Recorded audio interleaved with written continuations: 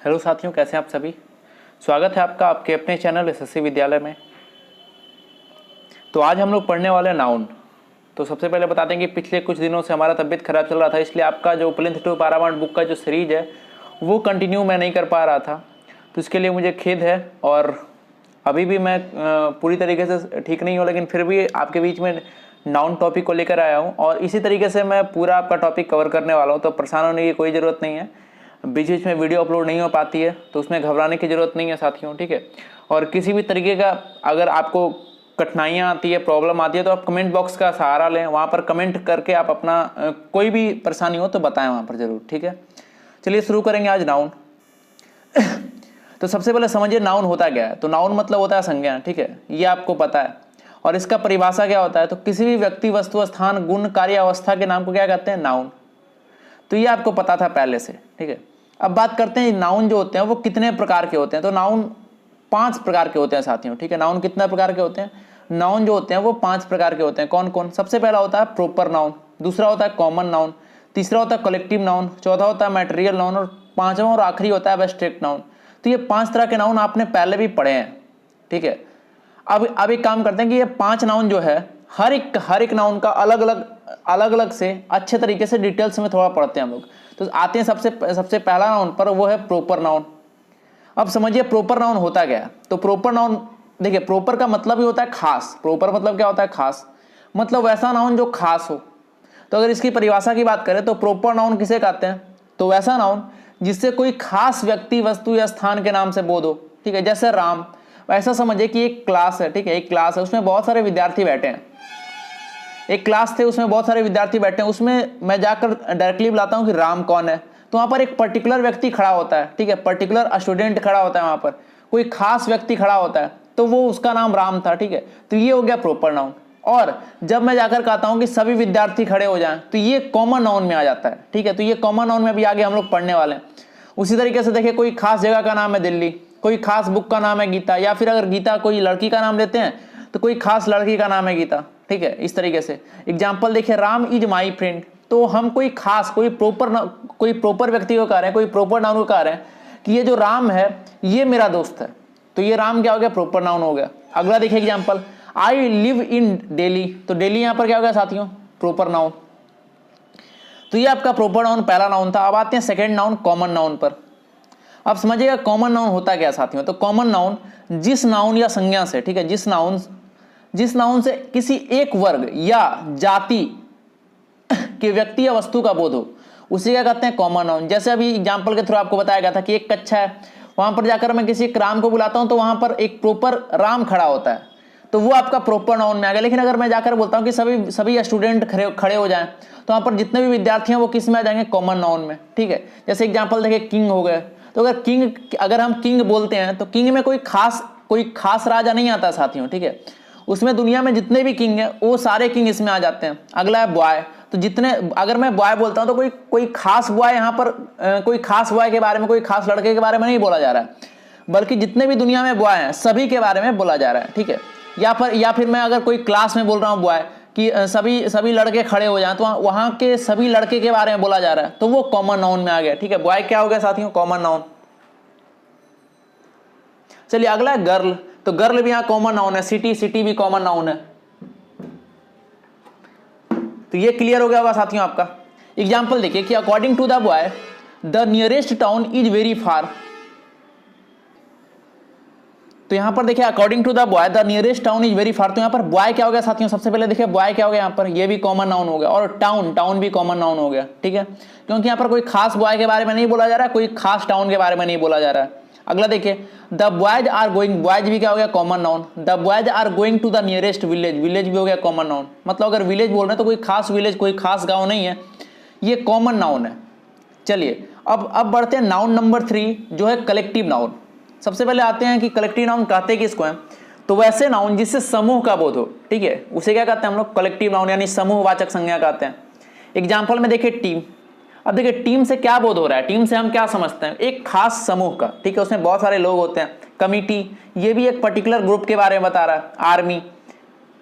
अब देखिए नीचे में कुछ कहा जा रहा है कि जनरली कलेक्टिव नाउन का प्रयोग सिंगुलर में होता है। ठीक है, ऐसा ही करते हैं हम लोग। जनरली क्या करते हैं, कलेक्टिव नाउन का प्रयोग हम लोग सिंगुलर में करते हैं, लेकिन इनका प्रयोग प्लूरल में तभी हम कर सकते हैं जब वो जो टीम है, वो जो ग्रुप है, उसमें क्या हो, आपस में मतभेद हो जाए। ये पॉइंट आपको पहले भी कराया जा चुका है, पहले भी आपको ये पता है पॉइंट, ठीक है, कि कोई भी कलेक्टिव नाउन हो उसका प्रयोग हम लोग सिंगुलर के रूप में करते हैं, लेकिन जब वो जो ग्रुप है, वो कलेक्टिव नाउन हो, उसमें मतभेद हो जाए, ठीक है, उसमें विवाद हो जाए, आपस में जो भी ग्रुप के सदस्य हैं उसमें आपस में मतभेद हो जाए, तब इसका प्रयोग हम लोग प्लूरल में करेंगे। एग्जाम्पल देखिए, तो एग्जाम्पल देखिए, एग्जाम्पल नंबर 1 है कि the flock of geese spends most of its time in the pasture. अब देखिए यहाँ पर द फ्लॉक ऑफ गीज, तो यहाँ पर देखिए ये जो ग्रुप है कलेक्टिव नाउन है, इसमें किसी भी तरीके का मतभेद नहीं है, तो यहाँ पर ये सिंगुलर के रूप में ट्रीट होगा। और यहाँ पर ये अगर ये सिंगुलर है साथियों, तो इसके साथ सिंगुलर वर्ब का इस्तेमाल करेंगे। क्लियर हो गया। चलिए अगला देखिए, अगला एग्जाम्पल नंबर 2 है कि the jury is deciding the matter. तो जूरी, देखिए जूरी के जितने भी सदस्य हैं सब लोग मिलकर उस मैटर को क्या कर रहे हैं, डिसाइड कर रहे हैं। तो ये एकजुटता को दर्शा रहा है, ना कि मतभेद को। तो यहाँ पर ये सिंगुलर की तरह ट्रीट करेंगे और इसके साथ क्या करेंगे, सिंगुलर वर्ब का प्रयोग करेंगे। चलिए अगला देखिए, अगला the committee meets every week. तो कमिटी, देखिए यहाँ कमिटी के हर एक सदस्य के बारे में अलग अलग बात नहीं हो रही, बल्कि कमिटी के बारे में बात हो रही है, तो इसके साथ सिंगुलर वर्ब का ही प्रयोग करेंगे। अब चलते हैं कि कहाँ पर इसका प्रयोग प्लूरल के रूप में करेंगे, ठीक है, समझिएगा। चलिए अगला एग्जाम्पल है, एग्जाम्पल नंबर 4 कि the team are divided over the issue of captaincy. अब देखिए टीम में विवाद हो चुका है, ठीक है, टीम बट चुका है, किस कारण, किसके कारण, तो कैप्टनशिप के कारण, ठीक है, टीम में मतभेद हो गया। तो यहाँ पर टीम जो है इसको प्लूरल नाउन की तरह हम लोग ट्रीट करेंगे और इसके साथ जो होगा वो प्लूरल वर्ब होगा। ये क्लियर हो गया साथियों। चलिए देखिए अगला एग्जाम्पल है कि the audience have taken there seats. तो यहाँ पर देखिए ऑडियंस मतलब प्रत्येक व्यक्ति के बारे में बात हो रही है, जो ऑडियंस है वो जाकर अपना सीट ले रही है, तो यहाँ पर प्रत्येक व्यक्ति के बारे में बात हो रही है। और जब प्रत्येक व्यक्ति के बारे में बात हो तो उसके साथ हम लोग प्लूरल वर्ब का इस्तेमाल करेंगे। तो आपको ये देखिए, ये इंपॉर्टेंट पॉइंट है, ठीक है, मैं समय समय पर बीच में जो भी इंपॉर्टेंट पॉइंट आएगा मैं आपको बताता चलूंगा, ठीक है। ये आपका बहुत इंपॉर्टेंट है, इससे बहुत सारे सवाल पूछे हैं, ठीक है। जब हम लोग सवाल सॉल्व करेंगे तब बहुत सारा पॉइंट आपका रिपीट होगा, और मैं ऐसा करता भी हूँ, ठीक है। जब भी कोई सवाल आता है तो उसमें आपको रिकॉल कराने का प्रयास भी करता हूं कि ये जो सवाल है इसमें ये पॉइंट यूज हुआ है, ठीक है साथियों। चलिए बढ़ेंगे आगे अब। चलिए अगला नाउन है नाउन नंबर 4 मटेरियल नाउन, ठीक है। सबसे पहले समझिए मटेरियल नाउन होता क्या है। तो वैसा नाउन जिससे ऐसे पदार्थ का बोध हो, ठीक है, वैसा नाउन जिससे ऐसे पदार्थ का बोध हो जिससे दूसरी वस्तुएं बन सके, उसे क्या कहते हैं हम लोग, मटेरियल नाउन। अगर हिंदी में बोले तो पदार्थवाचक संज्ञा। जैसे एग्जांपल में देखिए सिल्वर, देखिए सिल्वर से क्या बनते हैं, कोई दूसरा चीज बनता है, ठीक है, गहने बनते हैं, और भी पायल बनती है, और भी बहुत तरह की चीजें सिल्वर से बनती है, ठीक है। आयरन से भी आपको पता है बहुत तरह की चीजें बनती है, वुड से भी बहुत तरह की चीजें बनती है। तो ये सारे जो एग्जाम्पल हैं ये किसके एग्जाम्पल हो गए, मटेरियल नाउन के। चलिए एग्जाम्पल देखते हैं हम लोग। तो एग्जाम्पल नंबर 1 है साथियों कि the necklace is made of gold. अब देखिए जो गोल्ड है, गोल्ड से क्या बना, आपका नेकलेस बना, तो गोल्ड आपका क्या होगा साथियों, मटेरियल नाउन। उसी तरीके से देखिए she has purchased a tea set of silver, silver आपका क्या हो गया, मटेरियल नाउन। उसी तरीके से अगला देखिए, he got his furniture made of teak wood, wood क्या हो गया, मटेरियल नाउन। अब देखिए ये इंपॉर्टेंट पॉइंट नीचे लिखा हुआ है, ठीक है, ये इंपॉर्टेंट है। क्या है पॉइंट, समझिए कि मटेरियल नाउन जो होते हैं साथियों वो काउंटेबल नहीं होते, ठीक है। कहने का मतलब इनकी गिनती नहीं की जा सकती, इन्हें मापा या तौला जा सकता है, तो इनके साथ समानतः सिंगुलर वर्ब का ही प्रयोग करते हैं और इनके पहले आर्टिकल का प्रयोग नहीं करते हैं, ठीक है। तो ये आपको ध्यान रखना है, ये जितनी भी बातें लिखी गई थी इसको एकदम ध्यान रखना है कि इसके पहले आर्टिकल का प्रयोग नहीं करेंगे, और ये काउंटेबल नहीं होते हैं, इसलिए क्या करते हैं, इनके साथ हमेशा हम लोग सिंगुलर वर्ब का ही प्रयोग करते हैं जनरली, ठीक है। ध्यान में रखिएगा इस पॉइंट को। चलिए बढ़ेंगे नाउन नंबर 5। जो 5वां नाउन है, 5वां संज्ञा है, वो आपका एब्स्ट्रैक्ट नाउन। हिंदी में बात करें तो भाववाचक संज्ञा ऐसे कहते हैं। चलिए सबसे पहले समझेंगे कि एब्स्ट्रैक्ट नाउन कहते किसको है। तो देखिए ऐसे गुण, भाव, क्रिया या अवस्था, ठीक है, ऐसे समझिएगा ऐसे कि कोई भी गुण हो, भाव हो, क्रिया हो और अवस्था हो, तो उसको तब एब्स्ट्रैक्ट नाउन हम कहेंगे जब उसे हम छू नहीं सकते, देख नहीं सकते, केवल महसूस कर सकते हैं, ठीक है।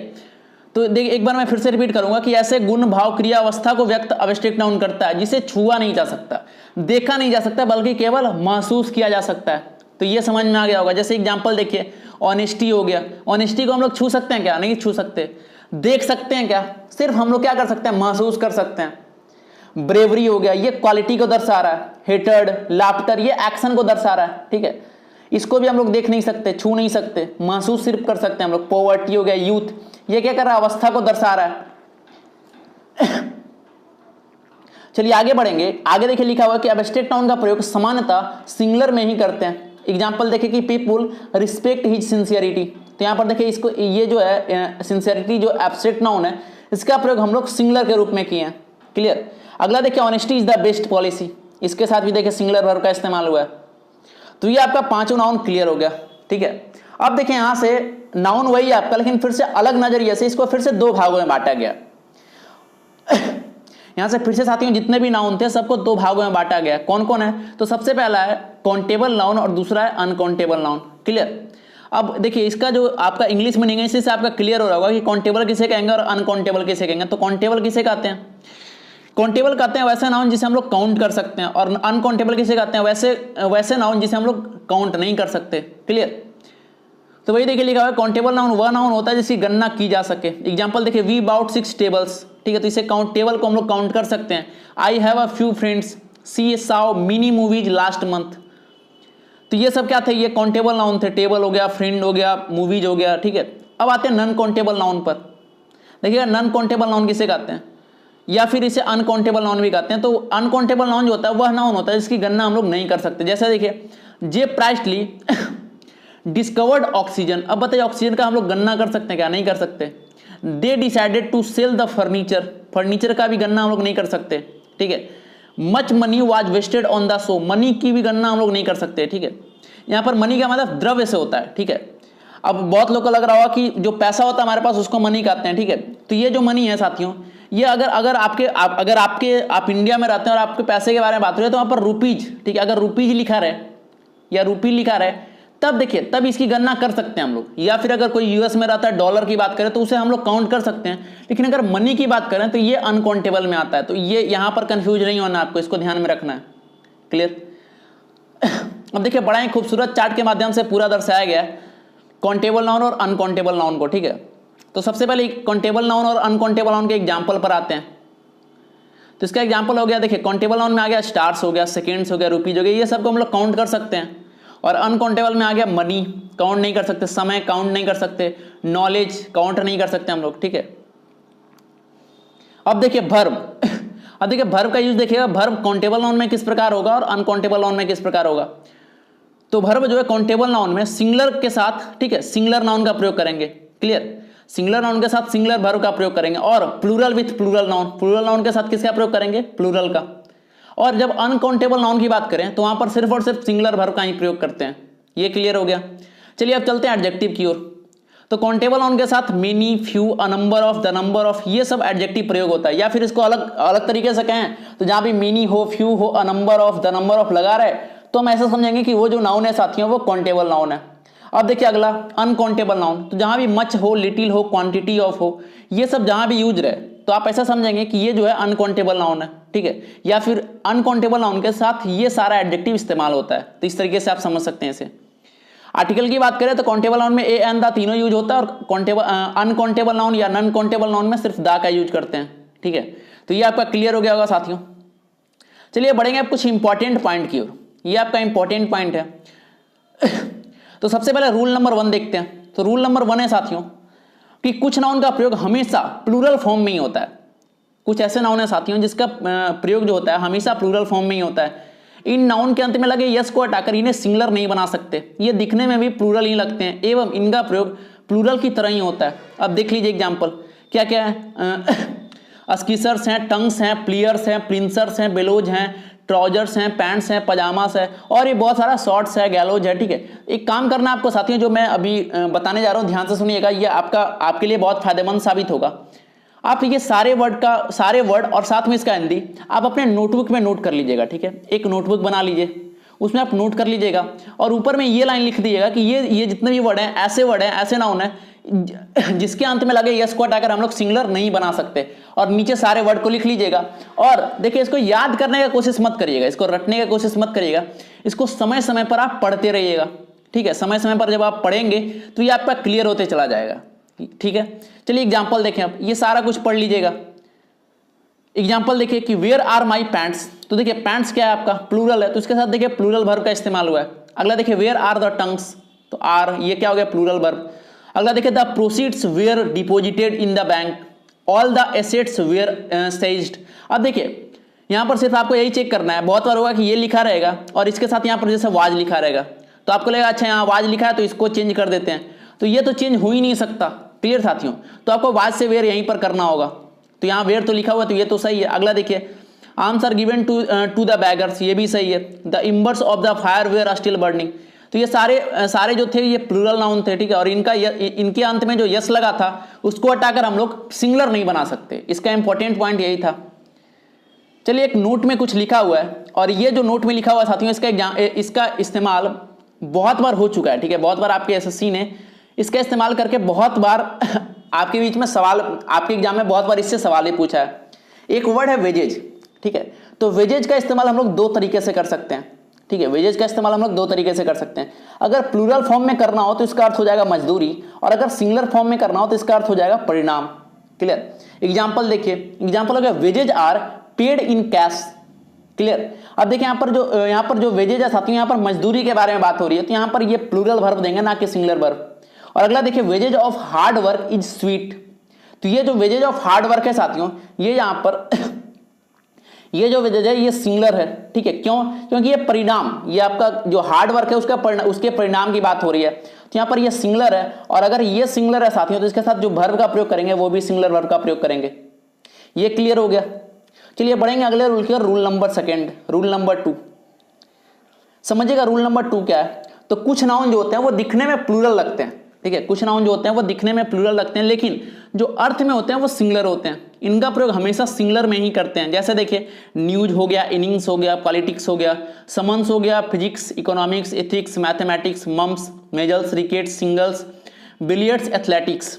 तो ये जितना भी नाउन थे फिर से वही काम करेंगे, ठीक है, इसको भी नोटबुक में आप नोट कर लेंगे, जितने भी वर्ड हैं सारे इसको समय समय पर रिवाइज करते रहिएगा। ये ऐसे नाउन है साथियों कि आपको लगता है कि ये प्लूरल है, लेकिन ये जो है ये अर्थ में जो होते हैं वो सिंगुलर होते हैं, तो इसके साथ किसका प्रयोग करेंगे हम लोग, सिंगुलर वर्ब का प्रयोग करेंगे। एग्जाम्पल देखते हैं, एग्जाम्पल देखिए, सबसे पहला एग्जाम्पल कि no news is good news, तो यहाँ पर न्यूज के साथ देखिए आर का प्रयोग नहीं करेंगे, कभी नहीं, बल्कि ये सिंगुलर के रूप में प्रयोग करते हैं, तो इसके साथ सिंगुलर वर्ब इज का ही प्रयोग होगा। अगला देखिए politics is a dirty game, ये सही है। अगला देखिए इकोनॉमिक्स इज, इसके साथ इज का प्रयोग हुआ है, economics is an interesting subject. अगला देखिए एथिक्स डिमांड्स ऑनेस्टी, तो ये भी देखिए सिंगुलर वर्ब का प्रयोग हुआ है। ये रूल नंबर 2 क्लियर हो गया साथियों। किसी भी तरीके का अगर कोई भी परेशानी हो तो आप कमेंट बॉक्स में कमेंट करें, ठीक है। चलिए रूल नंबर 3 देखिए, तो कुछ नाउन ऐसे हैं, ठीक है, रूल नंबर 3 में ऐसे नाउन के बारे में बताया गया जो दिखने में सिंगुलर लगते हैं साथियों, ठीक है, लेकिन इनका प्रयोग हमेशा प्लूरल में होता है। जैसे हो गए, जैसे कैटल हो गया, कैवेलरी हो गया, इन्फेंट्री हो गए, पोल्ट्री हो गया, पिजेंट्री हो गया, चिल्ड्रेन, जेंट्री हो गया, पुलिस हो गया, पीपुल हो गए, ये जितने भी नाउन हैं आपको लगते हैं दिखने में ये सिंगुलर होते हैं, लेकिन ये हमेशा इनका प्रयोग प्लूरल के रूप में ही करते हैं। अब देखिए इसके बाद एक इंपॉर्टेंट पॉइंट लिखा हुआ है कि इनके साथ कभी भी यस का प्रयोग हम लोग नहीं करते हैं, ठीक है। जैसे कैटल्स, चिल्ड्रेन, अगर कभी भी ये सब दिखा रहे आपके एग्जाम में तो कभी ये डायरेक्टली इसको गलत करिए, ठीक है, मतलब यही पार्ट मिरर आपका रहेगा। ये समझ में आ गया। एग्जाम्पल देखिए cattle are grazing in the field, यहाँ पर इज का प्रयोग आपके एग्जाम में रहेगा, तो उसको वहां पर आपको समझ जाना है। कैटल ये प्लूरल के रूप में प्रयोग करते हैं, तो यहाँ पर आर का ही प्रयोग होगा। क्लियर साथियों। अगला एग्जाम्पल देखिए आवर इन्फेंट्री, इन्फेंट्री मतलब क्या होते हैं, पैदल सैनिक, तो our infantry have march forward, तो यहाँ जो इन्फेंट्री है साथियों ये क्या है, ये आपका प्लूरल के रूप में प्रयोग करते हैं। बहुत लोगों को लग रहा होगा कि ये सिंगुलर है, इन्फेंट्री है, लेकिन इसका ये जो होते हैं ये प्लूरल के रूप में ही इस्तेमाल होते हैं, तो इसके साथ जो है भाई ये सही है, ठीक है। अगला एग्जांपल देखिए police have arrested the thieves, तो यहाँ पर हैज का प्रयोग गलत होगा, हैव जो लिखा है वही सही है। अब नोट में एक बहुत अच्छा पॉइंट लिखा हुआ है कि पीपुल का जो मतलब होता है साथियों वो होता है लोग, पीपुल का मतलब क्या होता है लोग, और अगर कहीं पीपुल्स लिखा रहे तो उसका जो मतलब होता है वो होता है विभिन्न मूल वंश, ठीक है। अब पीपुल और पीपुल्स का मतलब आप समझ गए होंगे, ठीक है। चलिए अगला रूल की ओर बढ़ेंगे हम लोग, रूल नंबर 4। रूल नंबर 4 है कि कुछ नाउन का प्रयोग केवल सिंगुलर फॉर्म में किया जाता है, ये अनकाउंटेबल नाउन है, इनके साथ आर्टिकल ए या एन का प्रयोग कभी नहीं करते, ठीक है। जैसे देखिए बहुत सारा वर्ड नीचे लिखे गए हैं, ठीक है, सीनरी है, पोएट्री है, furniture, advice, information, hair, business, mischief, bread, stationery, crockery, luggage, baggage, postage, knowledge, wastage, jewellery, breakage, आपको सिंपली वही काम करना है जो अभी मैंने आपको बताया था, ठीक है। क्या करेंगे आप सिंपली ये सारे वर्ड को ऊपर में ये लाइन लिखेंगे और ये सारे वर्ड को अपने नोटबुक में नोट करेंगे समय समय पर रिवीजन के लिए। क्लियर, ये समझ में आ रहा होगा।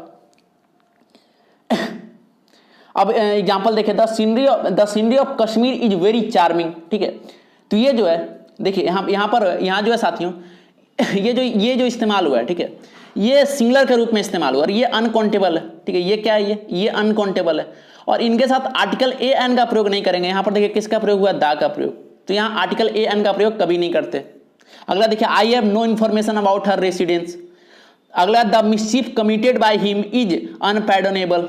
अगला, हिज हेयर इज ब्लैक। तो सारे एग्जाम्पल ऐसे हैं साथियों, ठीक है, सारे एग्जाम्पल ऐसे हैं जो आपको लग रहा है कि ये प्लूरल हो सकता है, लेकिन ये सारे जो हैं ये सिंगुलर फॉर्म में इसका इस्तेमाल करते हैं। ये सारे अनकाउंटेबल नाउन है। क्लियर। अगला देख लीजिए, I have bought some equipment that I needed for the project, ठीक है। चलिए अगला पॉइंट देखते हैं कि ये जितने भी नाउन है इनका बहुवचन नहीं बनाया जा सकता। जैसे देख लीजिए, ठीक है, ये जितने भी हैं, ये जो बहुवचन अंत में जो यस या यस लगाकर बहुवचन बनाए गए हैं, ये सारे गलत हैं, ठीक है। ये जो ऊपर में जितने भी नाउन लिखे गए थे इनका बहुवचन यानी प्लूरल कभी भी बना नहीं सकते हम लोग, ये गलत है, ठीक है। चलिए अगला पॉइंट है कि यदि जो ऊपर में जितने भी नाउन दिए गए थे इसका सिंगुलर या प्लूरल दोनों फॉर्म की आवश्यकता हो तो इनके साथ कुछ शब्द जो है हम लोग जोड़कर इसे सिंगुलर या प्लूरल बना सकते हैं। जैसे देखिए, he gave me a piece of information. अब देखिए जैसे ही ए पीस ऑफ जोड़ा हमने तो ये क्या बन गया, सिंगुलर बन गया, ठीक है। और अगला देखिए, ऑल पीसेस ऑफ, तो ये बन गया प्लूरल। अगला देखिए, many kinds of furniture are available in the shop, ये प्लूरल बन गया। अगला देखिए, I want a few articles of jewellery, ठीक है। अगला, he had 2 slices of bread. तो देखिए ये जो वर्ड है, पीस हो गया, काइंड हो गया, आर्टिकल हो गया, स्लाइस हो गया, ये देखिए ये वर्ड थे, ये सिंगुलर थे, लेकिन इसके साथ कुछ वर्ड जोड़कर हम लोग इसे प्लूरल बना दे रहे हैं, ठीक है। अगला देखिए, please show me some items of office stationery. अगला, the police have found a strand of hair in the car, ठीक है। तो ये क्लियर हो गया। अगला देखिए, नोट में कुछ पॉइंट लिखा हुआ है कि मनी का जो प्लूरल फॉर्म होता है साथियों वो मनीज हो सकता है, लेकिन अगर जब कहीं भी मनीज लिखा रहे तो इसका जो अर्थ होता है वो होता है सम्स ऑफ मनी, तो ये ध्यान देना है, ठीक है। इसका सेम मतलब नहीं रहता, थोड़ा सा चेंज हो जाता है, इसका मतलब क्या हो जाता है, सम्स ऑफ मनी। क्लियर। जैसे एग्जांपल देख लीजिए, एग्जांपल है देखिए, monies have been collected and handed to the women's welfare society, ठीक है। तो ये एग्जांपल था इसका। बढ़ेंगे अगले रूल की ओर, रूल नंबर 5। रूल नंबर 5 है कि कुछ नाउन प्लूरल एवं सिंगुलर दोनों में एक ही रूप में रहते हैं। कौन कौन है देखिए, जैसे सबसे पहले हो गया डियर, हो गया सीप, series, species, fish, crew, team, jury, aircraft, council.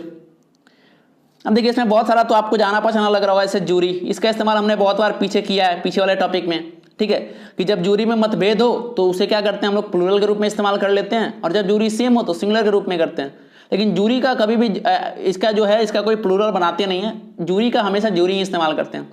चलिए एग्जाम्पल देखिए, एग्जाम्पल है कि our team is the best, ठीक है, our team is the best. तो यहां पर देखिए टीम के बारे में बात हो रही है, तो एकजुटता की बात हो रही है, तो टीम के साथ क्या हुआ, सिंगुलर, ठीक है, सिंगुलर वर्ब का इस्तेमाल कर दिया हमने। और अगला देखिए, our team are trying their new uniform. तो देखिए टीम के प्रत्येक सदस्य के बारे में बात हो रही है, तो यहां पर प्लूरल लग गया।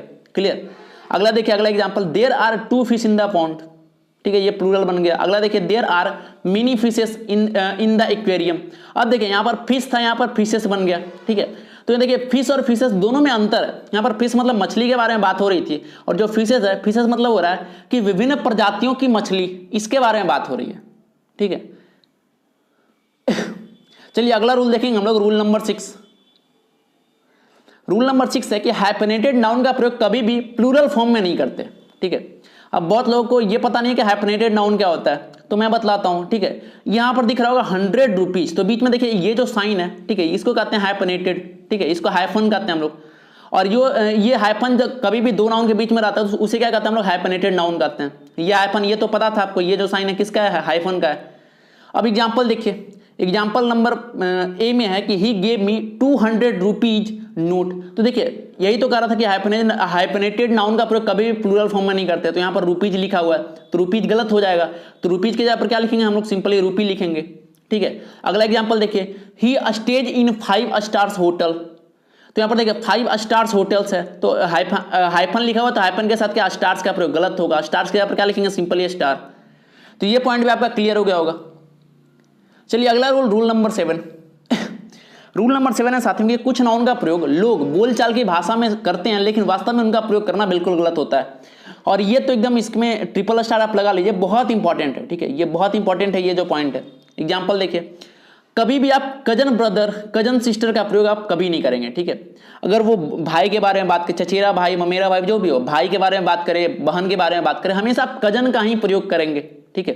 अगर कभी भी आपके एग्जाम में कजन ब्रदर, कजन सिस्टर लिखा आता है तो आप सिंपली एकदम डायरेक्टली गलत करेंगे उसे, ठीक है, तुरंत।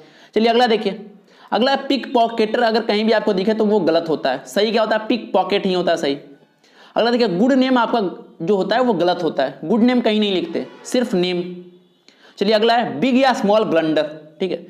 देखिए ब्लंडर का मतलब ये होता है कोई बड़ा भूल, तो वहां पर बिग स्मॉल क्या कर रहे हैं यहाँ पर, तो बिग स्मॉल यहाँ नहीं होगा, ब्लंडर अगर कहीं इस्तेमाल करेंगे तो सीधा ब्लंडर लिखेंगे, ठीक है, उसके साथ कुछ भी अटैच नहीं करेंगे।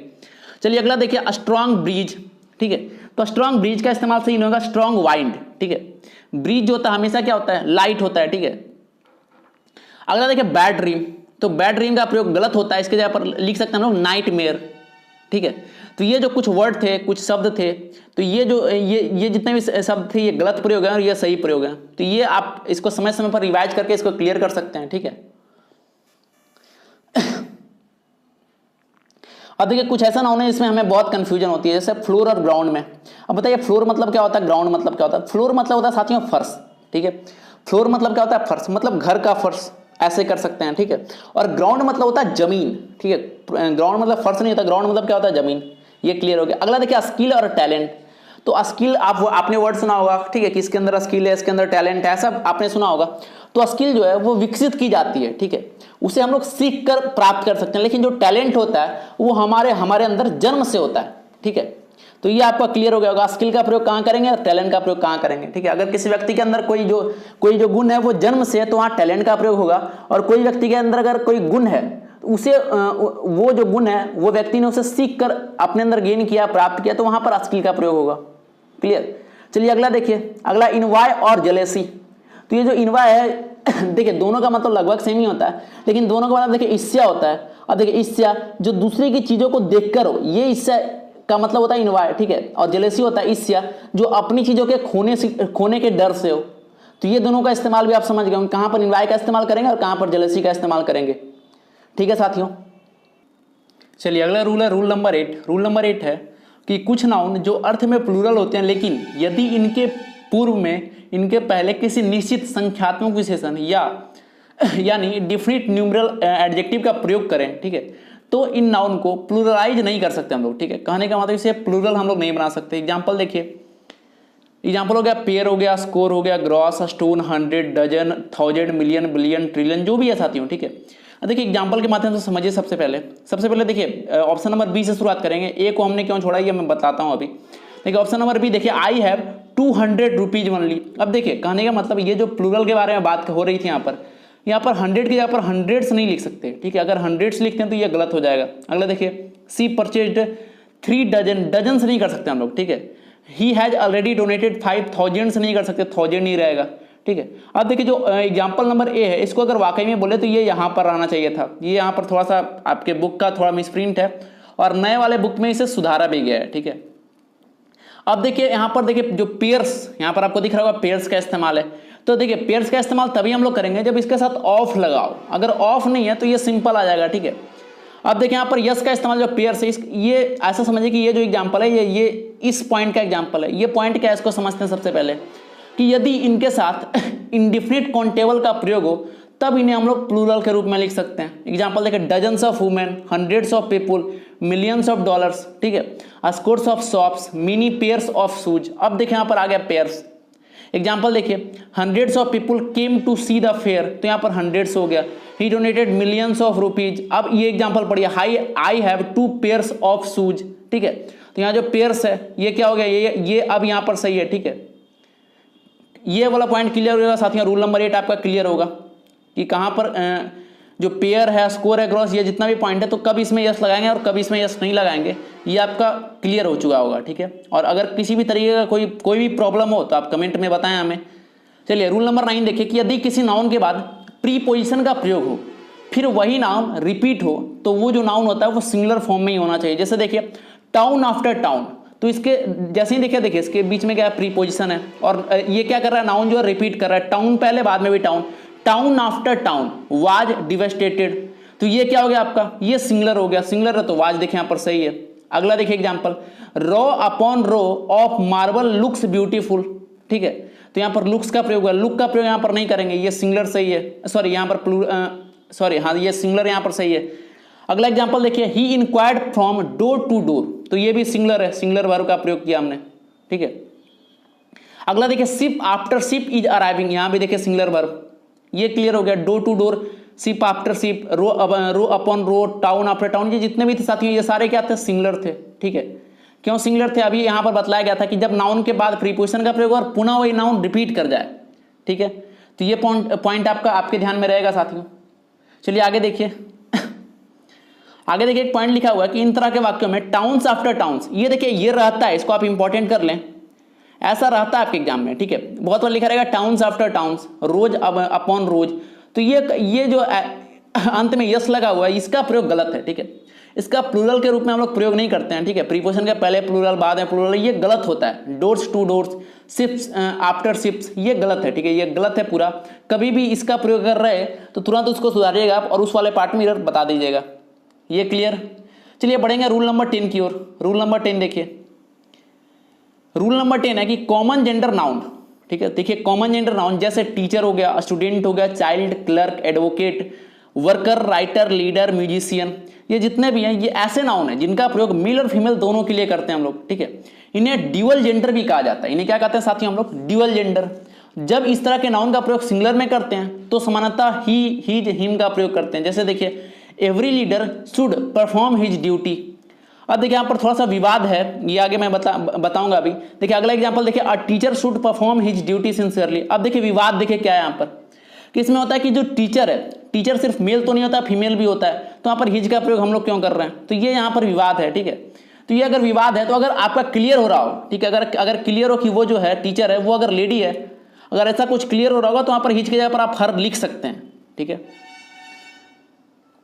चलिए थोड़ा सा पीडीएफ यहाँ पर थोड़ा सा दिक्कत है यहाँ पर, तो वही पॉइंट लिखा हुआ जो मैंने अभी डिफाइन किया कि ये जो विवाद है, तो अगर इसमें अगर मैटर आपका क्लियर हो, ठीक है, जो भी मैटर है वो अगर लीगल हो, क्लियर हो, तो यहाँ पर हिज या हर जो भी आवश्यक हो उसे आप स्पष्ट कर सकते हैं, ठीक है।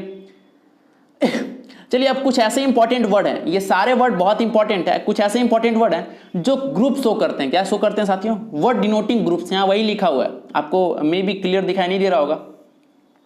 देखिए यहाँ पर लिखा हुआ वर्ड डिनोटिंग ग्रुप्स, ठीक है, ऐसे वर्ड जो ग्रुप को डिनोट करते हैं, जैसे देखिए a band of musicians, a board of directors, ठीक है, a baby of girls, women, officers, ये जितने भी साथियों मैं सबको पढ़ूंगा नहीं, ठीक है, मैं सबको पढ़ूंगा नहीं, कोशिश करिएगा कि ये जितना भी लिखा हुआ है, ठीक है, ये जितना भी लिखा हुआ है सारा आपके नोटबुक में नोट हो जाए और इसको समय समय पर आप रिविजन करते रहें, ठीक है, ये काफ़ी इंपॉर्टेंट है,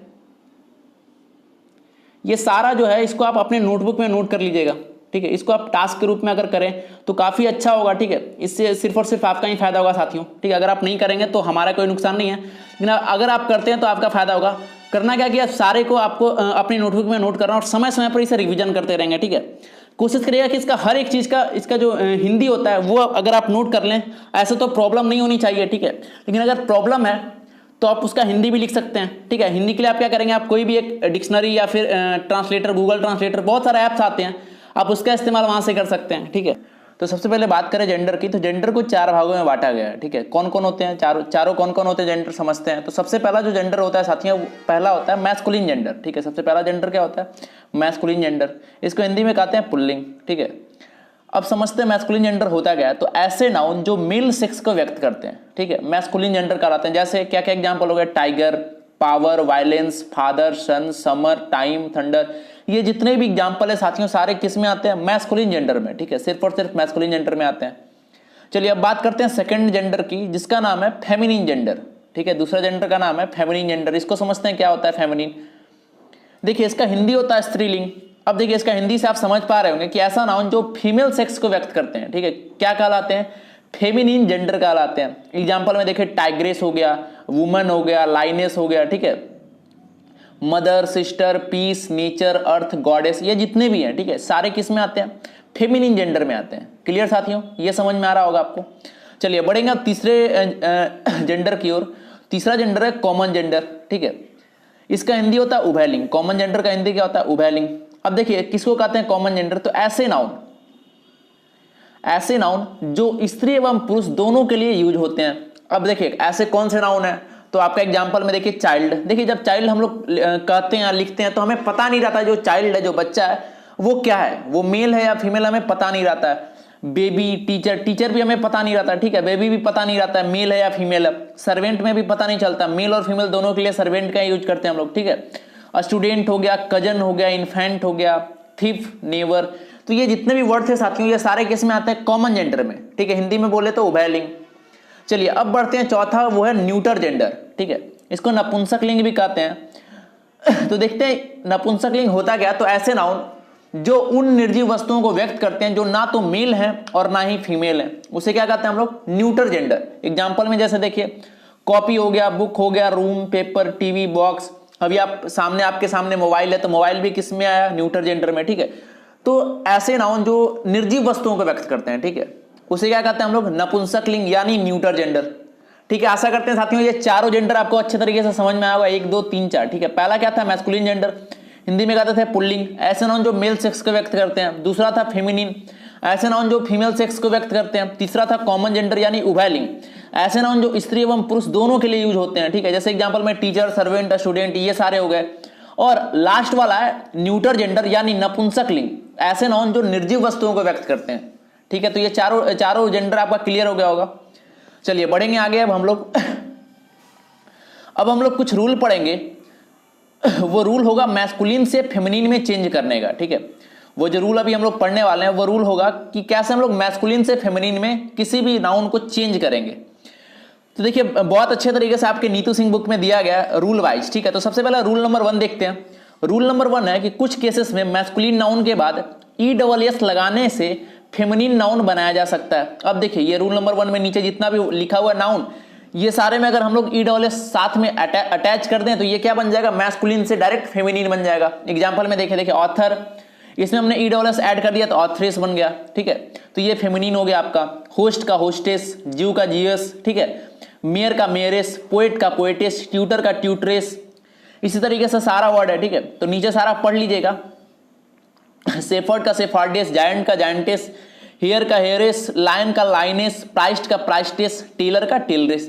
तो ये जितने भी वर्ड थे, देखिए ये जितने भी नाउन थे, इसमें जब हम डायरेक्टली ESS ऐड करते हैं, क्या ऐड करते हैं? ESS, तो ये किस में बनता है? ये आपका फेमिनिन बन जाता है। ठीक है, ये आपका फेमिनिन बन जाता है। ये क्लियर हो गया साथियों। चलिए बढ़ेंगे रूल नंबर 2 की ओर, देखते हैं रूल नंबर 2 क्या है। तो रूल नंबर 2 देखिए यहां पर दिया गया है, ये रहा रूल नंबर 2। रूल नंबर 2 है साथियों कि कुछ केसेस में मैस्कुलिन नाउन के अंतिम वोवेल एवं उसके पहले आने वाले कॉन्सोनेंट को हटाकर ESS जोड़ने से भी फेमिनिन नाउन बन जाता है। एग्जांपल देखिए एक्टर, तो देखिए अंत से देखिए इसका वोवेल क्या है? O है, तो O को यहां से हटाएंगे और क्या जोड़ेंगे? ESS। तो ये एक्टर का क्या बन गया? एक्ट्रेस। तो ये आपका फेमिनिन हो गया। अगला देखिए बेनिफैक्टर, तो इसका क्या बन जाएगा? बेनिफैक्ट्रेस। इसका हिंदी होता है उपकार करने वाला। ठीक है, जो भी किसी पर उपकार करता है उसी को कहते हैं बेनिफैक्टर। चलिए अगला हो गया हंटर, मतलब शिकारी होता है, तो इसका फेमिनिन क्या बन जाएगा? हंट्रेस। प्रिंस का क्या बन जाएगा? प्रिंसेस। वेटर का वेट्रेस। एम्बेसडर का एम्बेसड्रेस। ठीक है, डायरेक्टर का डायरेक्ट्रेस। निग्रो का निग्रेस। ठीक है, और टाइगर का टाइग्रेस। तो ये जितने भी नाउन थे इसमें क्या करना होता है कि इसके जो अंतिम का वोवेल है, ठीक है, अंतिम से देखेंगे जो भी अंतिम का वोवेल है उसको वहां से गायब करेंगे और सीधा ESS ऐड कर देंगे। ठीक है, तो ये क्या बन जाएगा? फेमिनिन बन जाएगा। ये क्लियर हो गया होगा साथियों। चलिए देखेंगे रूल नंबर 3। रूल नंबर 3 देखते हैं। रूल नंबर 3 ये रहा, इसमें है कि कुछ केसेस में मैस्कुलिन नाउन के शब्दों में कुछ चेंज करके हम लोग आपका फेमिनिन बनाते हैं। ठीक है, और साथ ही साथ अंत में ESS भी लगाते हैं। एग्जाम्पल के थ्रू आपको अच्छे तरीके से समझ में आएगा। एग्जाम्पल देखिए सबसे पहला एग्जाम्पल है इंपेरर, इसका मतलब होता है राजा। अब देखिए हमने क्या किया, इंपेरर जो वर्ड है इसमें थोड़ा सा चेंज कर दिया। ठीक है, तो इंपेरर का हमने डायरेक्ट लिखा इंपर। ठीक है, और अंत में क्या लगा दिया? ESS। तो वही आपका रूल कह रहा था कि इसमें क्या करेंगे, शब्दों में जो आपका वर्ड दिया रहा था नाउन का उसमें थोड़ा सा चेंज करेंगे और अंत में ESS लगाएंगे, तब क्या बन जाएगा? आपका फेमिनिन बन जाएगा। अगला देखिए गवर्नर, तो गवर्नेस। ठीक है, ड्यूक का डचेज। ठीक है, अगला देखिए गॉड का गॉडेस, मास्टर का मिस्ट्रेस और सॉर्सरर का सॉर्सरेस। ठीक है, तो ये आपका पूरा जो जितना भी वर्ड था इसमें आपका ये आपको ध्यान रखना है कि ये सब वर्ड अगर आपके बीच में आते हैं तो इसका जो फेमिनिन है ये सारा होगा। ठीक है, इसका रूल आपको बताया गया था अभी मैंने बताया। क्या करेंगे, ये जितने भी वर्ड हैं इसमें सबसे पहले थोड़ा सा चेंज करते हैं। ठीक है, शब्दों में थोड़ा सा चेंज करते हैं और अंत में ईडब्ल्यूएस ऐड करते हैं। अब मैं आप बतलाने वाला हूं कि ये सारा वर्ड याद कैसे होगा। ठीक है, और भी रूल है, उसको भी मैं देखूंगा। सबसे पहले बीच में डिस्कस करते हैं 2 मिनट के लिए कि ये सारा आपको याद कैसे होगा, क्योंकि बहुत बार ये आपका जैसे कि मे बी अगर आपके एग्जाम में पूछा जाता है ये मिस्ट्रेस, तो आपको ये पता होना चाहिए कि ये जो मिस्ट्रेस पूछा गया ये मैस्कुलिन है या फेमिनिन, ये आपको कंफर्म पता होना चाहिए। तो आपको करना क्या है कि जो भी इंपॉर्टेंट, जैसे ये जो पूरा पेज है आपका, ठीक है, ये जो पूरा पेज है ये इंपॉर्टेंट है, तो आपको करना क्या कि ये पेज में इंपॉर्टेंट लगा देना ऊपर में। ठीक है, ऊपर में लिख देना इंपॉर्टेंट पूरा, और इसको समय समय पर आप पेज का जो कॉर्नर होता है उसको फोल्ड कर सकते हैं या फिर इसको हाईलाइट कर सकते हैं। किसी भी तरीके से आप इसे याद करने का प्रयास मत करिएगा, समय समय पर इसको रिवीजन करते रहिएगा। ठीक है, और ये हमारा अनुभव है कि इससे आपको बहुत अच्छे तरीके से याद हो जाएगा। चलिए देखिए रूल नंबर 4 देखते हैं। रूल नंबर 4 है साथियों कि कुछ केसेस में कंपाउंड मैस्कुलिन नाउन के फर्स्ट अथवा सेकंड शब्द में कुछ परिवर्तन करने के बाद बनते हैं। आप समझिएगा कि बहुत बार होता है कि 2 वर्ड दिया रहा था, जैसे एग्जांपल देखिए मैन सर्वेंट, और ये आपका मैस्कुलिन हो गया, लेकिन जब मैन सर्वेंट से हमें इसका फेमिनिन बनाना होता है तो हम दोनों वर्ड में चेंज नहीं करेंगे, बल्कि दोनों में से किसी एक वर्ड में चेंज करेंगे। देखिए मैन सर्वेंट का क्या हो गया, मेड सर्वेंट, तो मैन का देखिए यहां मैन था, यहां मेड हो गया, और जो सर्वेंट था वो एज इट इज रह गया। ठीक है, तो दोनों में से किसी एक ही शब्द में हम लोग चेंज करते हैं। ये क्लियर हो गया। चलिए अगला देखिए वाशरमैन का वाशर वुमन। ठीक है, अगला देखिए बक रैबिट तो doe rabbit, brother in law sister in law, he bear तो she bear, bull calf cow calf. ठीक है, जैक एस जेनी एस, तो ये सारा वर्ड आपको याद रखना है। अगला देखिए headmaster headmistress, milkman milkmaid, postmaster postmistress, peacock peahen, landlord landlady. अगला हो गया father in law mother in law, stepfather stepmother, he goat she goat, cock sparrow hen sparrow, dog wolf bitch wolf. ठीक है, अंत में stepbrother stepsister, grandson और grand daughter. तो ये जितने भी वर्ड थे आपको समझ में आ रहा होगा कि इसमें क्या थे। इसमें 2 वर्ड थे, सब में मैक्सिमम में 2 वर्ड थे, और इसमें क्या कर रहे थे, दोनों में से किसी एक वर्ड में हम लोग कुछ चेंज करके इसका मैस्कुलिन से फेमिनिन में चेंज कर रहे थे। ठीक है, चलिए बढ़ते हैं रूल नंबर 5 की ओर। रूल नंबर 5 है साथियों कि फॉरेन वर्ड्स एवं अन्य विविध शब्दों के मैस्कुलिन और फेमिनिन जेंडर नीचे दिए गए हैं, इनको किसी विशेष नियम के तहत परिवर्तित नहीं करते। अब देखिए इसमें इसके ऊपर डायरेक्ट लगाना है इंपॉर्टेंट, और इसको आपको याद करना है, इसको क्या करना है, डायरेक्टली याद कर लेना है। ठीक है, क्योंकि इसमें कोई रूल काम नहीं करता साथियों, और जिसमें कोई रूल काम नहीं करता उसको डायरेक्ट याद करेंगे तभी अच्छा होगा। ठीक है, देखिए बहुत सारा वर्ड नीचे दिया गया है। सबसे पहला एडमिनिस्ट्रेटर, तो इसका फेमिनिन क्या बन जाएगा, एडमिनिस्ट्रेट्रिक्स। अगला एग्जीक्यूटर तो एग्जीक्यूट्रिक्स, लैड का लैस।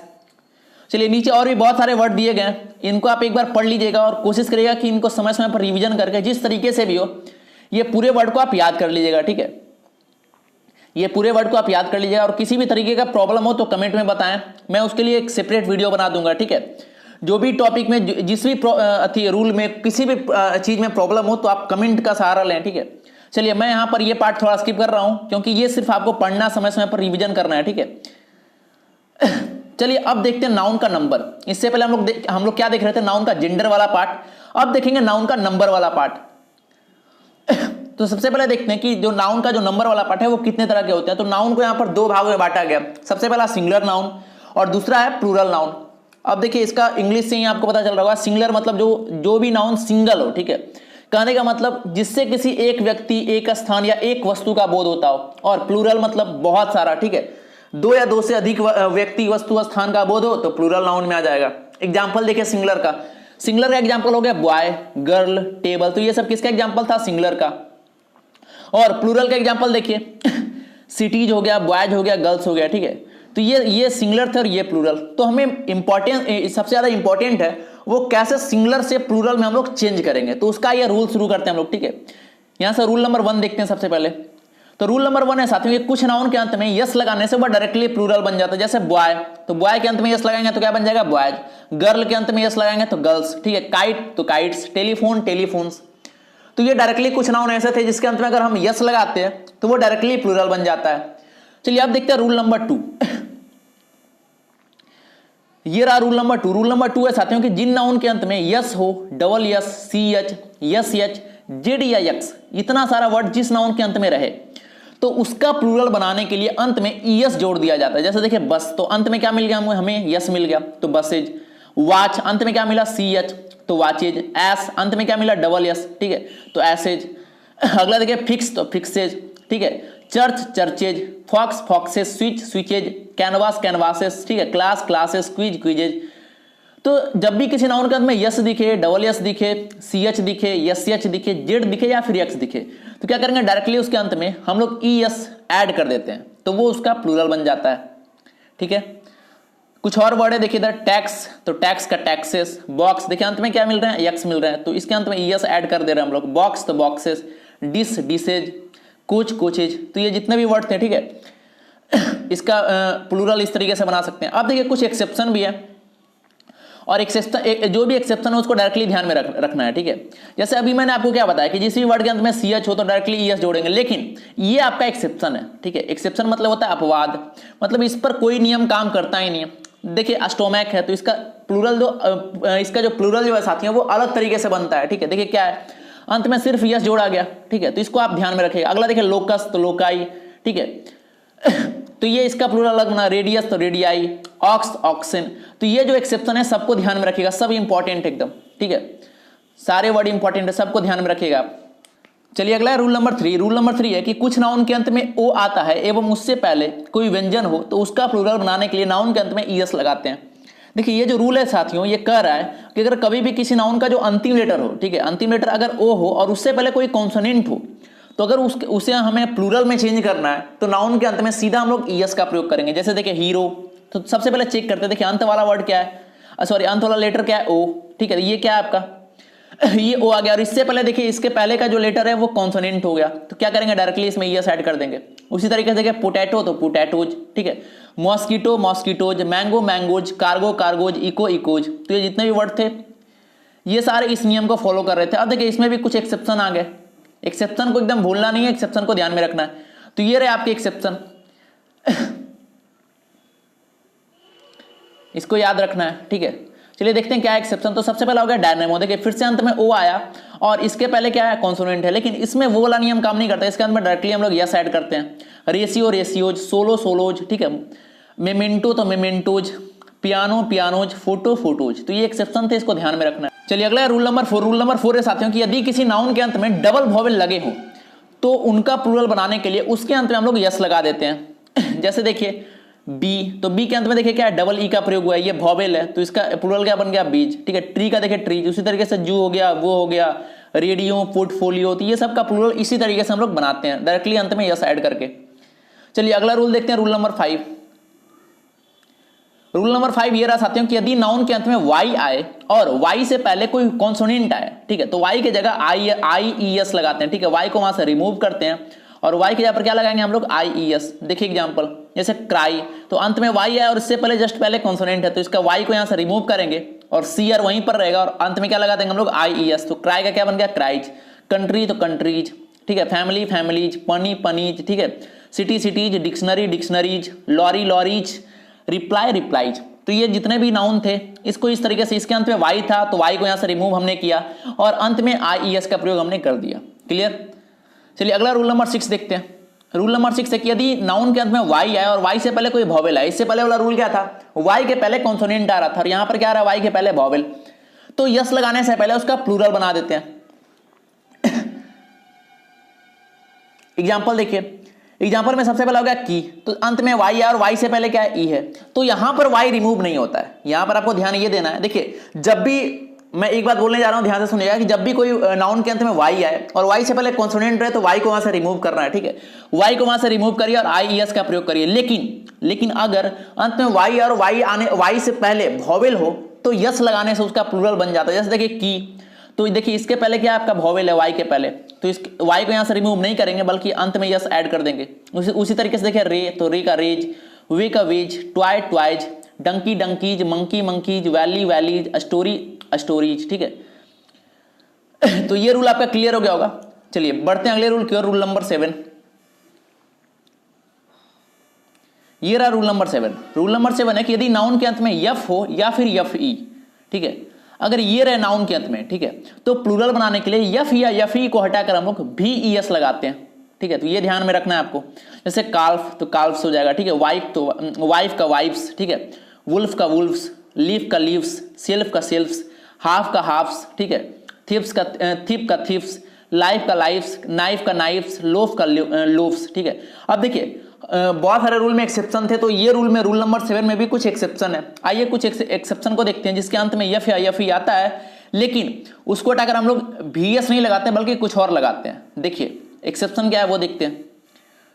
तो देखिए ये सारे वर्ड रहे एक्सेप्शन आपके, इसको ध्यान में रखना है,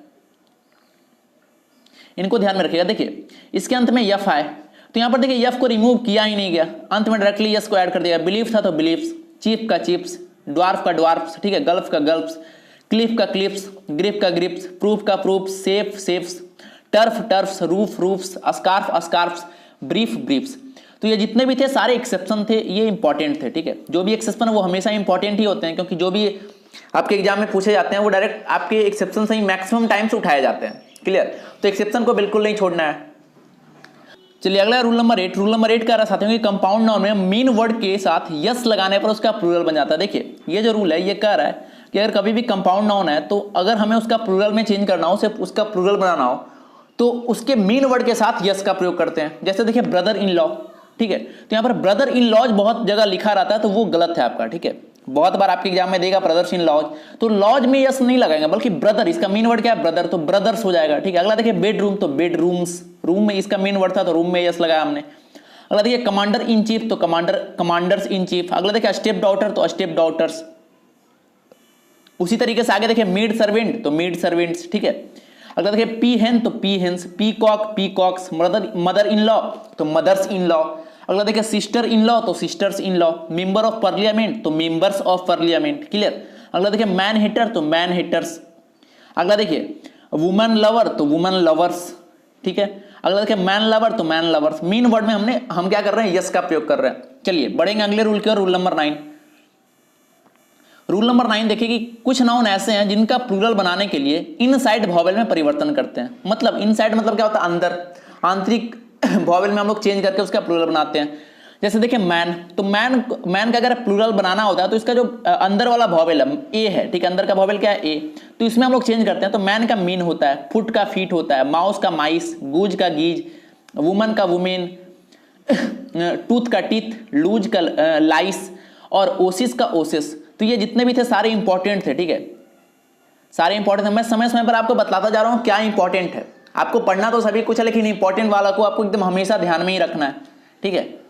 चलिए आगे देखते हैं। अगला रूल नंबर 10।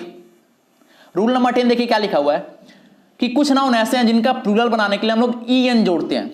जैसे एग्जांपल में होगा चाइल्ड का चिल्ड्रेन, ऑक्स का ऑक्सन, तो ये तो आपको याद ही होगा, ठीक है, ये बस दो ही थे इसमें तो ये तो याद ही होगा। चलिए अगला रूल नंबर 11 देखिए, रूल नंबर 11। रूल नंबर 11 है साथियों कि कुछ नाउन के दो तरह के प्लूरल बनते हैं जिनका अर्थ भी अलग होता है। मतलब कहने का मतलब ये रूल कह रहा है कि कुछ नाउन ऐसे होते हैं जिनको दो तरीके से हम लोग प्लूरल बनाते हैं, ठीक है। जैसे देखिए ब्रदर, तो ब्रदर को हम लोग दो तरीके से इसका प्लूरल में इसका प्लूरल बनाते हैं। जैसे देखिए सबसे पहला हो गया ब्रदर्स और दूसरा हो गया ब्रेदरेन, ठीक है। तो देखिए दोनों का मतलब अलग अलग हो गया। ब्रदर्स का मतलब हो गया sons of the same parents और ब्रेदरेन का मतलब हो गया members of a society, community और अ रिलीजियस ग्रुप, ये हो गया, ठीक है। चलिए अगला वर्ड है वो है क्लोथ, ठीक है। अगला जो वर्ड है क्लोथ, क्लोथ का देखते हैं। क्लोथ को भी दो तरीके से हम लोग इसका प्लूरल लिख सकते हैं। सबसे पहला हो गया क्लोथ्स, ठीक है, सबसे पहला हो गया क्लोथ्स। तो इसका जो मतलब होता है वो होता है अनस्टिच क्लोथ, ठीक है। वैसे क्लोथ जो अनस्टिच होते हैं साथियों उसको क्या कहते हैं हम लोग क्लोथ्स। और दूसरा हो गया क्लोथेज। क्लोथेज किसको कहेंगे, जो स्टिच क्लोथ होंगे, ठीक है। तो ये क्लोथ को भी हम लोग दो तरीके से बना सकते हैं, तो ये आपका क्लियर हो गया होगा। चलिए अगला देखिए तीसरा जो वर्ड है वो है डाई, ठीक है। डाई को देखिए, डाई को भी हम लोग दो तरीके से बना सकते हैं। सबसे पहला हो गया डाइज और दूसरा हो गया डाइस। तो डाइज मतलब क्या हो गया, stamps used for printing and coining, तो इसको हम लोग कहते हैं डाइज, ठीक है। और दूसरा हो गया डाइस, इसका मतलब होता है small cube used in games, जो हम लोग लूडो खेलते हैं, ठीक है, उसमें जो हम लोग प्रयोग करते हैं वो उसे कहते हैं हम लोग डाइस। और एक और जो डाइज हो गया वो स्टैम्प्स होता है, ठीक है, जो प्रिंटिंग और क्वाइनिंग में यूज होता है, ये क्लियर हो गया। चलिए अगला जो चौथा वर्ड है वो है इंडेक्स। देखते हैं इंडेक्स को भी हम लोग दो तरीके से इसका जो है प्लूरल बना सकते हैं। सबसे पहला हो गया इंडेक्सेस और दूसरा हो गया इंडिसेस। तो इंडेक्सेस जो है साथियों, ये इसका मतलब होता है tables of contents in a book, ठीक है। जैसे कि कोई बुक, जैसे आप ये अभी हम लोग प्लिंथ टू पारावांट बुक कर रहे हैं, तो इसके भी शुरुआत में देखा होगा कि एक पेज में लिखा हुआ ऊपर में इंडेक्स, ठीक है, ऊपर में क्या लिखा होगा, इंडेक्स। तो ये आपका जो आपके बुक में क्या क्या कंटेंट है वो जो लिखा रहता है, ठीक है, उसको जो लिखा रहता है उसी को हम लोग क्या कहते हैं, इंडेक्सेस। और दूसरा जो है इंडिसेस। तो इंडिसेस क्या है, आपने अगर आप मैथ पढ़े हैं तो उसमें सर्ट्स एंड इंडिसेस एक टॉपिक आता है, ठीक है, तो वही इंडिसेस ये यूज हुआ है, ठीक है। ये अलजेब्रा का एक टॉपिक है इंडिसेस। तो इंडेक्सेस और इंडिसेस में दोनों में अर्थ आपको पता चल गया होगा। क्लियर साथियों। चलिए अब कुछ अलग तरीके का हम लोग प्लूरल नाउन देखते हैं। तो सबसे पहला यहां आ गया लैटिन वर्ड। देखते हैं सबसे पहले लैटिन वर्ड का प्लूरल हम लोग कैसे बनाते हैं। अगर कोई लैटिन वर्ड आए तो उसको और कहा जाए उसको हमें प्लूरल में चेंज करना है तो कैसे हम लोग बनाएंगे। तो सबसे पहले समझिए लैटिन वर्ड। तो लैटिन के कुछ शब्द ऐसे हैं जिसके अंत में यू यम आता है, ठीक है। लैटिन के कुछ शब्द ऐसे हैं जिसके अंत में क्या आता है, यू यम आता है। ये एक वचन होते हैं, ठीक है। ये एक वचन कहने का मतलब ये क्या होते हैं, सिंगुलर होते हैं। ये सारे क्या हैं, ये सारे सिंगुलर हैं आपके, ठीक है। अगर सिंगुलर से हमें प्लूरल में चेंज करना है तो ऐसे करने के लिए हम लोग लास्ट के यूएम को हटाकर हम लोग सिंपली ए यूज करते हैं। जैसे सबसे पहला देखिए डाटम, ठीक है, तो इसका हमें प्लूरल बनाना तो क्या हो जाएगा, डाटा। अगला देखिए ओवम तो ओवा, एजेंडम एजेंडा, डिक्टम तो डिक्टा, मेमोरेंडम, ठीक है, तो मेमोरेंडा। अगला देखिए स्ट्रैटम, तो इसका हो गया स्टार्टा, ठीक है। तो ये जितने भी थे ये सारे लैटिन वर्ड थे, ठीक है। और इसके अंत में जो भी यूएम थे इसको डायरेक्टली हमने रिमूव किया और अंत में क्या लगा दिया, ए लगा दिया। तो ये आपका क्या बन गया, प्लूरल बन गया। चलिए अगला रूल देखते हैं। अगला देखिए कह रहा है कि लैटिन के कुछ शब्द ऐसे हैं जिनके पीछे यम आता है, ठीक है, जिनके पीछे यू यम आता है, लेकिन इनका प्लूरल बनाने के लिए इनके पीछे यस लगाते हैं। मतलब यहां पर देखिए ये जो रूल है ये कहना ये चाह रहा है। इससे पहले देखिए क्या हो रहा था कि कोई भी, जैसे एक मैं एग्जांपल लेता हूं, इससे पहले एक था डेटम, ठीक है, डेटम था। तो इसका प्लूरल में हम लोग चेंज करने के लिए यूजम को हटा रहे थे और फाइनली ए ऐड कर रहे थे, ठीक है। लेकिन यहां कह रहा है कि इसके अंत में जो यूजम आएगा उसको हम लोग हटाना नहीं है हमें, बल्कि डायरेक्टली हमें क्या करना है, इसके पीछे यस लगा देना है। एग्जांपल देखिए, जैसे एसाइलम, आपने ये वर्ड देखा होगा, ठीक है, बहुत जगह आया है, ये बहुत बार पूछा भी गया आपके एसएससी में, एसाइलम। तो अगर इसका हमें प्लूरल बनाना है तो क्या हो जाएगा, ये अंत वाले यूएम को हम लोग हटाएंगे नहीं, बल्कि डायरेक्टली इसमें यस जोड़ देंगे। क्लियर। अगला देखिए म्यूजियम तो म्यूजियम्स, प्रीमियम तो प्रीमियम्स, ठीक है। अगला देखिए फोरम तो फोरम्स, पेंडुलम तो पेंडुलम्स। तो ये सारे ये थे लैटिन वर्ड, इसमें हमने कोई चेंज नहीं किया बल्कि डायरेक्टली यस ऐड कर दिया, ये बन गया प्लूरल इसका। ये क्लियर हो गया। चलिए अगला कह रहा है कि कुछ लैटिन वर्ड के अंत में यूएस आता है, ठीक है, कुछ लैटिन वर्ड के अंत में यूएस आता है। तो अगर हमें इसका प्लूरल बनाना हो तो यूएस को डायरेक्टली आई में चेंज कर देते हैं। जैसे देखिए रेडियस तो रेडियाई, सिलेबस तो सिलेबी, ठीक है। तो ये भी इंपॉर्टेंट है, इसको भी ध्यान में रखिएगा आप, ठीक है। ये जो था रेडियस और सिलेबस ये दोनों इंपॉर्टेंट, इसको ध्यान में रखिएगा, ठीक है। चलिए अगला देखिए। अगला के कुछ ग्रीक शब्दों के अंत में आई एस आता है, तो इनका प्लूरल आई एस को हटाकर सिंपली ई एस बदलकर हम लोग बनाते हैं। जैसे देखिए एनालिसिस तो एनालिसिस, ठीक है। अंत के देखिए अंत में आई एस था तो इसको डायरेक्टली रिमूव किया और आई एस के यहाँ पर क्या हमने प्रयोग किया, ई एस का। अगला देखिए क्राइसिस तो क्राइसिस, हाइपोथेसिस तो हाइपोथेसिस, ठीक है, बेसिस तो बेसिस, थेसिस थेसिस, ठीक है। तो ये आपका क्लियर हो गया होगा, इंपॉर्टेंट था ये भी। अगला देखिए डी पार्ट है कि कुछ ग्रीक शब्दों के अंत में ओएन आता है।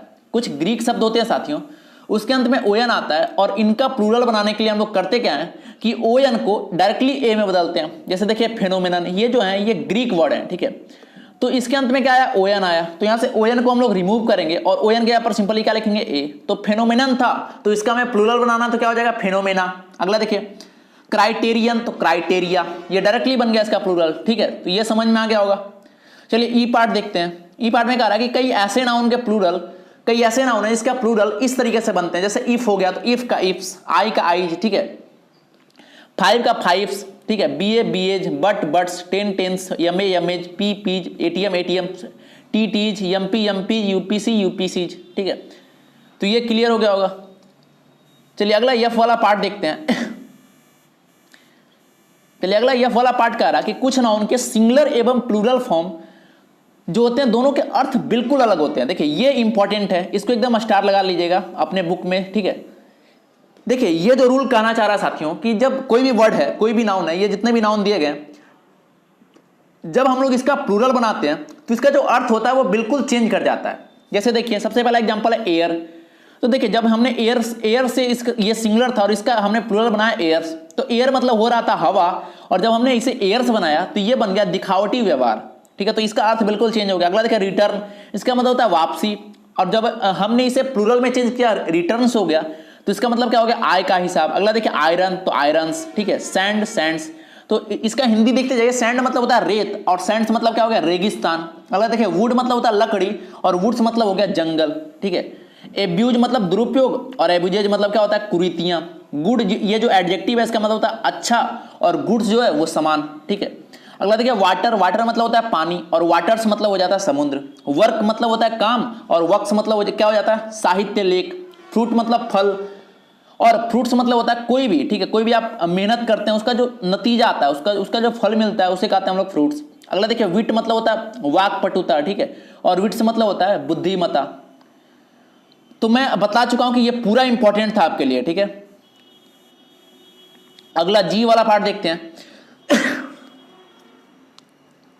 चलिए जी वाला पार्ट देखते हैं साथियों। जी वाला पार्ट है कि कुछ नाउन का सिंगुलर फॉर्म में एक अर्थ होता है परंतु प्लूरल फॉर्म में एक से अधिक। जैसे देखिए कस्टम, तो कस्टम मतलब होता है रिवाज, इसका एक ही मीनिंग निकल रहा है। ठीक है, कस्टम मतलब रिवाज, लेकिन जैसे हमने कस्टम से कस्टम्स में चेंज किया तो इसका देखिए 2-3 मीनिंग निकल गया। जैसे इसका कस्टम से मतलब होता है रिवाज और साथ ही साथ इसका मतलब क्या होता है सीमा शुल्क भी होता है। अगला देखिए मैनर, मैनर एक वर्ड है और इसका हिंदी होता है तरीका। मैनर मतलब क्या होता है तरीका। जब हमने इसे मैनर से चेंज किया प्लूरल में मैनर्स में, तो इसका देखिए जो इसका जो मीनिंग था वो 2-3 आ गया। क्या हो गया, तरीके हो गए, शिष्टाचार हो गए। चलिए अगला देखते हैं पेन। तो पेन का हमने बनाया पेन्स, तो पेन मतलब होता है दर्द और पेन्स मतलब क्या हो गया, पेन्स मतलब भी दर्द होता है। साथ ही साथ एक और मीनिंग होता है उसका वो होता है अथक प्रयास। ठीक है, अगर पेन्स कहीं लिखा है तो उसका 2 मीनिंग होता है, पहला दर्द और दूसरा होता है अथक प्रयास। ठीक है, अथक कहने का मतलब बहुत ज्यादा प्रयास। ठीक है, जैसे आप अपने जॉब को हासिल करने में, अपने एम को हासिल करने में बहुत अथक प्रयास कर रहे हैं। ठीक है, लगातार प्रयास कर रहे हैं। चलिए अगला देखिए क्वार्टर। तो क्वार्टर मतलब होता है 1/4, तो उसका क्या बन जाएगा प्लूरल क्वार्टर्स। अब देखिए इसका मीनिंग क्या होगा, 1/4 तो हुआ ही हुआ, साथ ही साथ आवास के लिए भी यूज करते हैं। ठीक है, आपने बहुत बार सुना होगा कि ये इनका क्वार्टर है, तो क्वार्टर मतलब आवास भी होता है। ठीक है, क्वार्टर्स मतलब।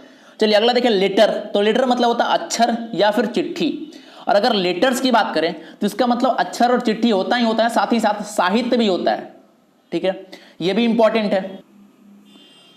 चलिए अब हम लोग देखने वाले हैं कि नाउन के साथ ऑफ और एपॉस्ट्रोफी का प्रयोग कब करेंगे। ठीक है, यहां पर हम लोग देखेंगे कि नाउन के साथ ऑफ और एपॉस्ट्रोफी का प्रयोग कब करेंगे। तो देखिए आपने ऑफ और एपॉस्ट्रोफी का प्रयोग बहुत बार किया होगा। ठीक है, लेकिन यहां पर वही चीज का हम लोग रूल देखेंगे, रूल वाइज देखेंगे। तो सबसे पहला रूल है, रूल नंबर 1 कि एपॉस्ट्रोफी का प्रयोग हम लोग पोसेसिव केस के लिए निम्न स्थिति में करते हैं। ठीक है, सबसे पहला देखिए जीवित वस्तु। जब जीवित वस्तु कोई, ठीक है, कोई लिविंग थिंग्स के बारे में बात हो तो उसके अधिकार के लिए भी हम लोग एपॉस्ट्रोफी का प्रयोग करते हैं। एग्जांपल देखिए मोहन्स बुक हो गया। ठीक है, एकॉज हॉर्न हो गया, अ वुमेन्स पर्स हो गया। तो ये सब जीवित वस्तु के अधिकार के बारे में बता रहा है। ठीक है, यहाँ पर मोहन के बारे में बता रहा था, यहाँ पर काउ गाय के बारे में बता रहा है, और यहाँ पर औरत के बारे में बता रहा है। ठीक है, तो यहाँ भी हमने एपॉस्ट्रोफी का प्रयोग कर दिया। चलिए अगला देखिए, अगला दूसरा कह रहा है कि जब किसी निर्जीव का मानवीयकरण किया जाए। कहने का मतलब कि जब कोई निर्जीव का, कोई भी नॉन लिविंग थिंग्स के अधिकार की बात हो। ठीक है, अधिकार कहने का मतलब कि उसके फेवर में बात हो, जैसे सन्स फरी, नेचर्स लव। ठीक है, तो ये समझ में आ गया, यहां भी हम लोग एपॉस्ट्रोफी का प्रयोग करेंगे। तीसरा देखिए समय, भार एवं जगह संबंधित नाउन के साथ भी हम लोग एपॉस्ट्रोफी का प्रयोग करते हैं। एग्जांपल देखिए अ डेज लीव, तो यहाँ पर समय के बारे में बता रहा है। ठीक है, एक दिन की छुट्टी के बारे में। अगला हो गया आर्म्स लेंथ, यहाँ भी हम एपॉस्ट्रोफी का प्रयोग करते हैं। और तीसरा हो गया अ पाउंड्स वेट। ठीक है, तो यहाँ पर भार के बारे में बात हो रहा है। ये क्लियर हो गया साथियों। चलिए अगला चौथा हो गया कुछ सम्मानजनक नाउन के साथ भी हम लोग एपॉस्ट्रोफी का प्रयोग करते हैं, जैसे कोर्ट्स ऑर्डर्स। ठीक है, तो यहाँ भी हमने देखिए ध्यान दीजिए, यहाँ भी एपॉस्ट्रोफी का प्रयोग हुआ है। अगला एट ड्यूटीज कॉल, यहाँ भी एपॉस्ट्रोफी का प्रयोग हमने किया।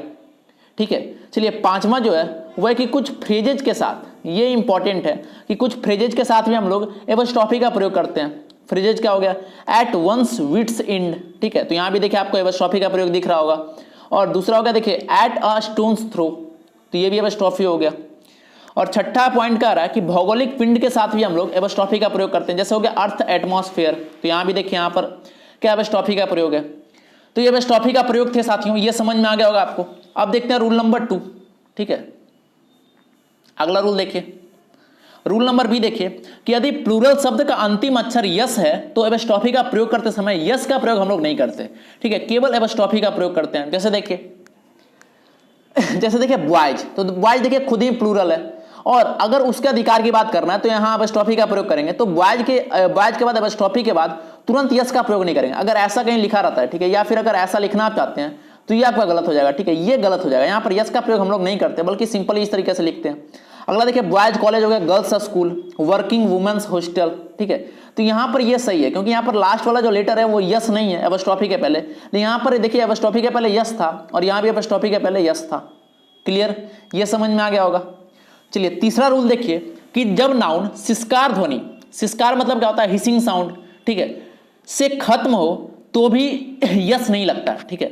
जैसे देखिए फॉर पीस सेक, तो देखिए यहां पर पीस, तो अंत में देखिए क्या आ रहा है, सिस्कार ध्वनि, इसे कहते हैं हिसिंग साउंड, ठीक है। तो यहां पर हम यहां फिर भी हम लोग यस नहीं लगाएंगे, रूल नंबर बी की तरह, ठीक है। अगला देखिए फॉर कंसिंस सेक, तो यहां भी देखिए अंत में क्या आ रहा है, हिसिंग साउंड आ रहा है, तो यहां भी हम लोग एपस्ट्रॉफी नहीं लगाएंगे, सॉरी एपस्ट्रॉफी के साथ यस नहीं लगाएंगे, एपस्ट्रॉफी तो लगेगा ही। अगला है फॉर गुडनेस सेक, तो यहां भी देखिए अंत में हिसिंग साउंड आ रहा है, तो हिसिंग साउंड आ रहा है तो इसके बाद एपस्ट्रॉफी के बाद यस नहीं लगाएंगे, ठीक है। अगला देखिए फॉर जीसस सेक, तो यहां भी देखिए इसके बाद यस नहीं लगेगा, गणेश बुक, यहां भी यस नहीं लगेगा। तो ये भी ध्यान रखना है कि जब भी कोई भी नाउन के साथ सिस्कार ध्वनि का मतलब हिसिंग साउंड, जैसे पीस, तो अंत में सा आया थोड़ा सा, ठीक है, अंत में थोड़ा सा हिसिंग साउंड आया, तो वहां पर उसके बाद एपस्ट्रॉफी का प्रयोग अगर हम लोग करेंगे तो उसके तुरंत बाद हम लोग यस का जो प्रयोग करते थे वो नहीं करेंगे, ठीक है। तो ये रूल नंबर सी का रहा था, ठीक है। एग्जाम्पल देखिए गॉड सिक, ठीक है, देखिए गॉड, अब देखिए अंत में क्या है, डा, ये हिसिंग साउंड नहीं है, ठीक है, ये हिसिंग साउंड नहीं है, तो इसके अंत में हम लोग यस लगा दिया हमने, ठीक है, ये समझ में आ गया। चलिए अगला देखिए पॉइंट नंबर डी देखिए, डी का आ रहा है कि पोसेसिव प्रोनाउन, जितने भी प्रोनाउन जो पोसेसिव होते हैं, इसके बाद अगला टॉपिक प्रोनाउन ही है, वहां पर हम लोग देखेंगे कि पोसेसिव प्रोनाउन होता क्या है साथियों, ठीक है।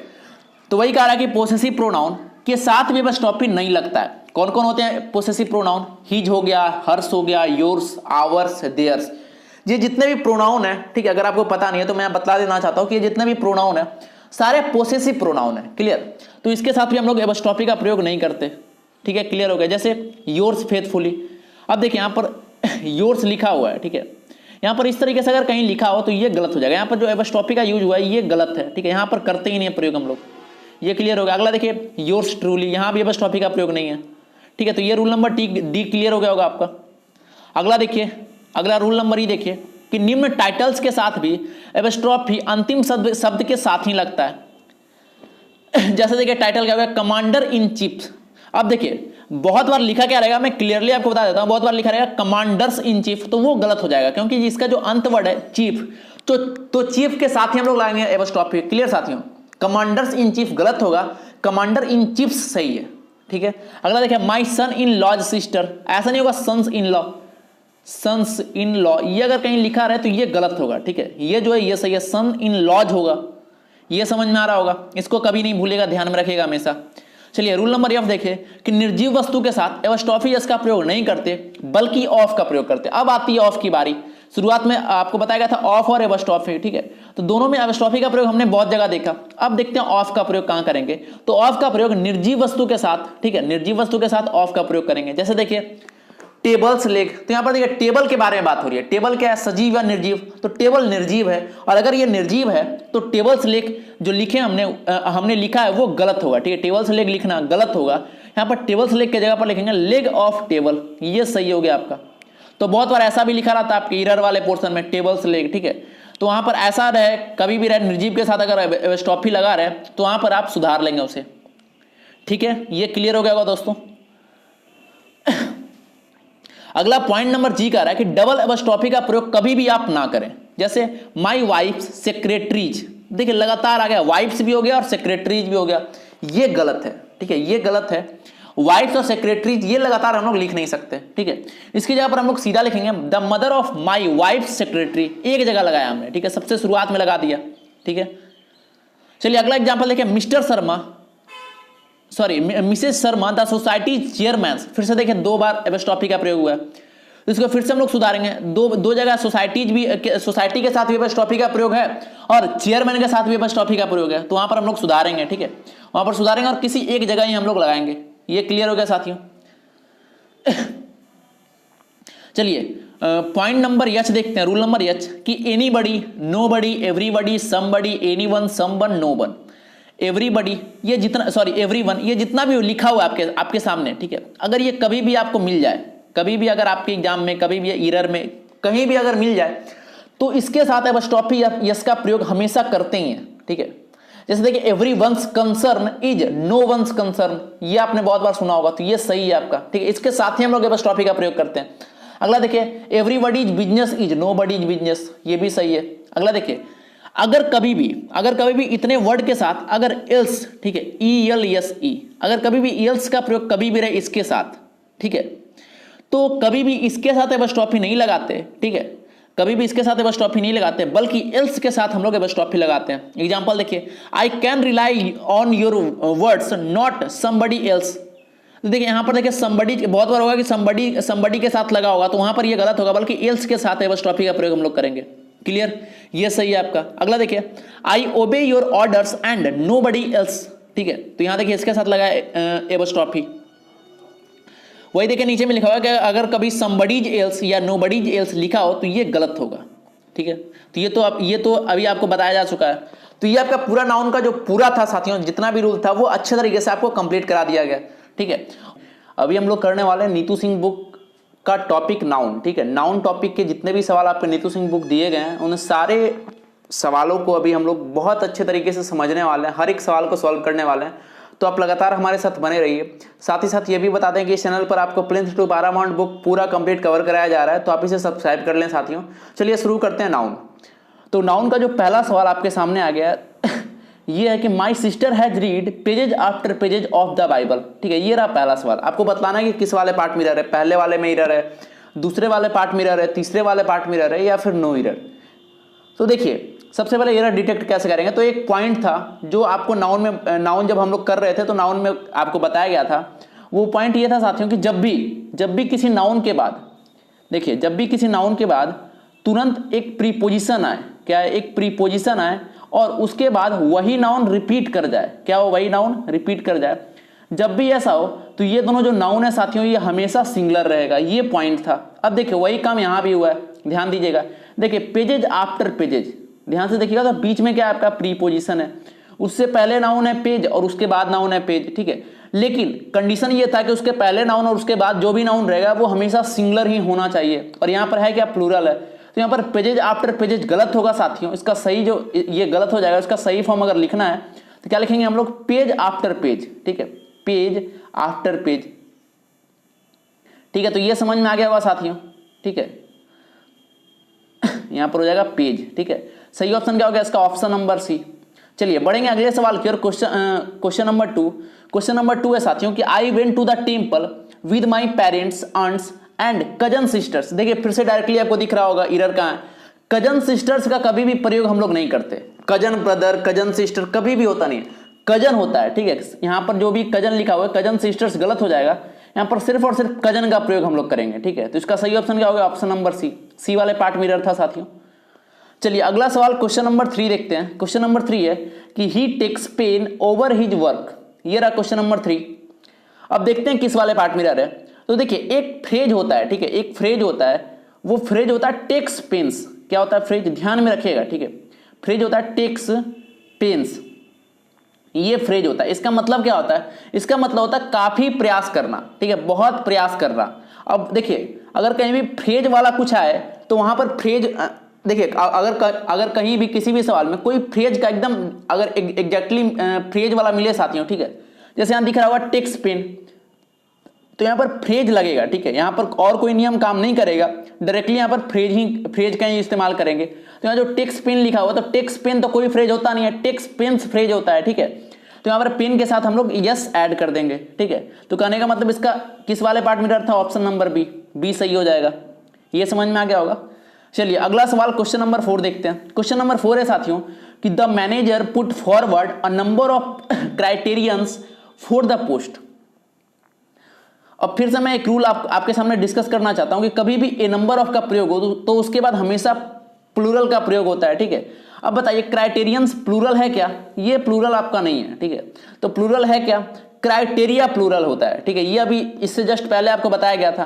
क्राइटेरियन प्लूरल नहीं होता है, क्राइटेरिया प्लूरल होता है, ठीक है। तो क्राइटेरियन के जगह पर हम लोग क्या लिखेंगे? क्राइटेरिया, ठीक है।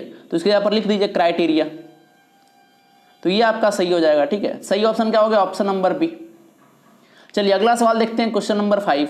क्वेश्चन नंबर 5 है, I like the poetries of Byron and Shelley, ठीक है। अब बतलाना किस वाले पार्ट में रह रहे साथियों। अब देखिए यहां पर पोएट्रीज का यूज हुआ है। अब देखिए पोएट्रीज ये क्या है? ये आपका प्लूरल में है, तो इसका सिंगुलर क्या होगा? पोएट्री। अब देखिए जब आप नाउन, अगर आप अच्छे तरीके से हमारा पहले वाला क्लास अटेंड किए होंगे तो वहां पर क्लियरली आपको बताया गया था, ठीक है, कि पोएट्री जो है वो अनकाउंटेबल नाउन है। ये क्या है? ये अनकाउंटेबल नाउन है, और अनकाउंटेबल नाउन का प्लूरल बनता ही नहीं है, ठीक है। तो इसका ये जो पोएट्री लिखा है ये यहाँ पर पूरा गलत है, ठीक है। यहाँ पर क्या लिखेंगे? सिंपली हम लोग पोएट्री। ये समझ में आ गया होगा। तो सही ऑप्शन क्या हो गया? Option number B. चलिए अगला सवाल है क्वेश्चन नंबर 6। क्वेश्चन नंबर 6 है कि the beautiful surrounding of the place enchanted me. अब देखिए क्वेश्चन नंबर 6 में यहां देखिए एक वर्ड आया सराउंडिंग। देखिए सराउंडिंग होता ही नहीं है, ठीक है। सराउंडिंग जो होता है वो वर्ब में होता है, ठीक है। वो सराउंड का V4 फॉर्म होता है सराउंडिंग। लेकिन यहां पर आपको दिख रहा होगा द ब्यूटीफुल, इसके बाद जो भी आएगा वो नाउन फॉर्म में आएगा, ठीक है। और नाउन फॉर्म में सराउंडिंग का एक ही होता है, वो होता है सराउंडिंग्स, ठीक है। अंत में यस लगा होता है, यहां पर अंत में यस लगा नहीं है, ठीक है साथियों। तो इसका सही ऑप्शन क्या हो जाएगा? Option number B. बी वाले पार्ट में इरर निकल गया हमें, ठीक है। तो इस तरीके से हम इरर को डिटेक्ट करते हैं, इरर को पहचानते हैं। हमें इस तरीके से पता चलता है कि क्वेश्चन के इस वाले पार्ट में इरर है, ठीक है। चलिए अगला सवाल है क्वेश्चन नंबर 7। क्वेश्चन नंबर 7 देखते हैं। No porter being available he carried all his luggage himself. ये रहा क्वेश्चन नंबर 7। अब देखिए यहां पर लगेजेज का प्लूरल फॉर्म यहां पर यूज है, और आपको पता है जो लगेज है साथियों वो अनकाउंटेबल नाउन है, ठीक है। जो लगेज है ये क्या है? ये अनकाउंटेबल नाउन है, और अनकाउंटेबल नाउन का कभी भी प्लूरल फॉर्म होता ही नहीं है, ठीक है। तो यहाँ पर जो लगेजेज लिखा हुआ है ये यहाँ पर सिंपली गलत हो जाएगा, ठीक है। ये गलत होगा, इसके यहाँ पर हम लोग सीधा यूज करेंगे लगेज का। तो सही ऑप्शन क्या होगा? Option number C. समझ में आ रहा होगा। चलिए अगला है क्वेश्चन नंबर 8। क्वेश्चन नंबर 8 देखते हैं। The tables leg. अब देखिए ये भी अभी हाल फिलहाल में पॉइंट आपको बताया गया था। द टेबल्स लेग कभी भी जब अंत में हम लोग एपॉस्ट्रोफी का प्रयोग पढ़ रहे थे तो वहां पर आपको बताया गया था कि एपॉस्ट्रोफी का प्रयोग हम लोग निर्जीव वस्तु के लिए नहीं करते, और टेबल क्या है? आपका निर्जीव वस्तु है। तो यहाँ पर टेबल्स लेग गलत होगा, यहाँ पर होगा द लेग ऑफ टेबल, ये सही होगा, ठीक है। टेबल्स लेग्स के जगह पर क्या लिखेंगे हम लोग? लेग्स ऑफ टेबल, ये सही होगा, ठीक है। तो ये इसका सही ऑप्शन क्या होगा? Option number A. Option number A में यहाँ पर थोड़ा एरर था। चलिए देखेंगे अगला सवाल। अगला सवाल है question number 9। The sceneries of Kashmir is very charming. ये अब देखिए फिर से यहां पर देखिए ये किसका प्लूरल है? ये सीनरी का प्लूरल है, ठीक है।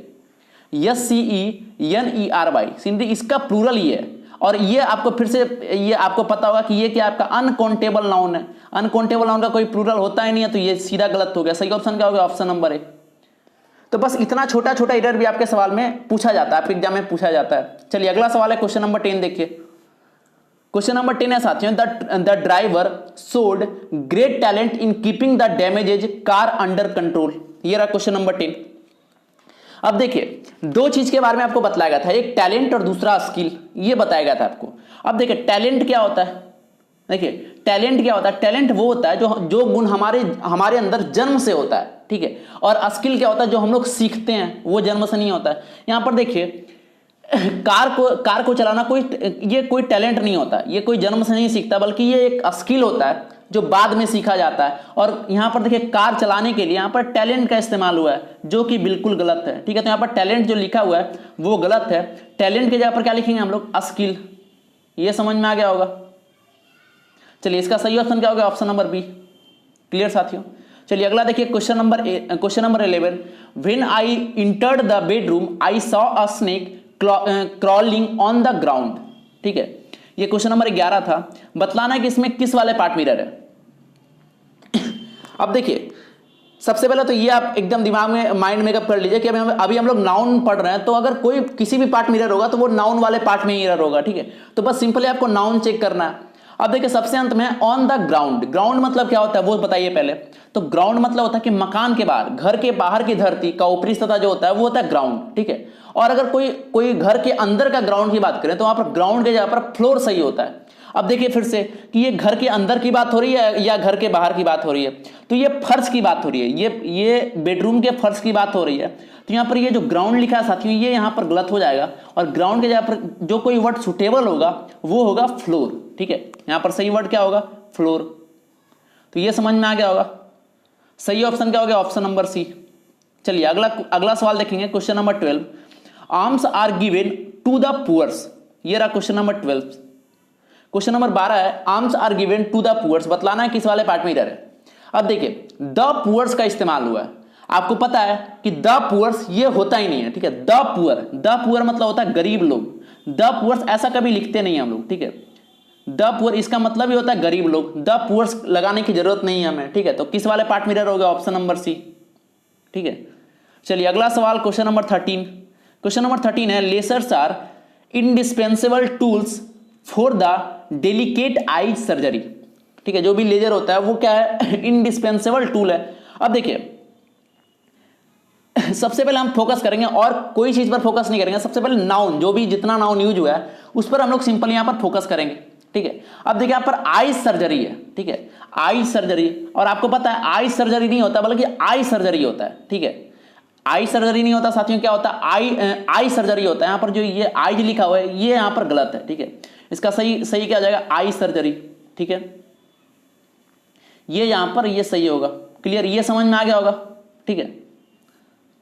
चलिए अगला सवाल है क्वेश्चन नंबर 14। क्वेश्चन नंबर 14 देखिए, क्वेश्चन नंबर 14 है कि if you have a way with words, a good sense of design and administration ability, you may enjoy working in high pressure world of advertising. अब देखिए फिर से वही बात, कोई सवाल जितना बड़ा आपको दिखे, ठीक है, समझिए उसमें बहुत छोटा एरर है।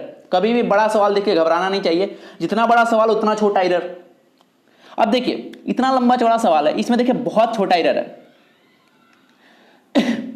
मैं एक बार फिर से रिपीट करूंगा कि if you have a way with words, a good sense of design and administration. अब यहां पर रुके थोड़ा सा, एडमिनिस्ट्रेशन।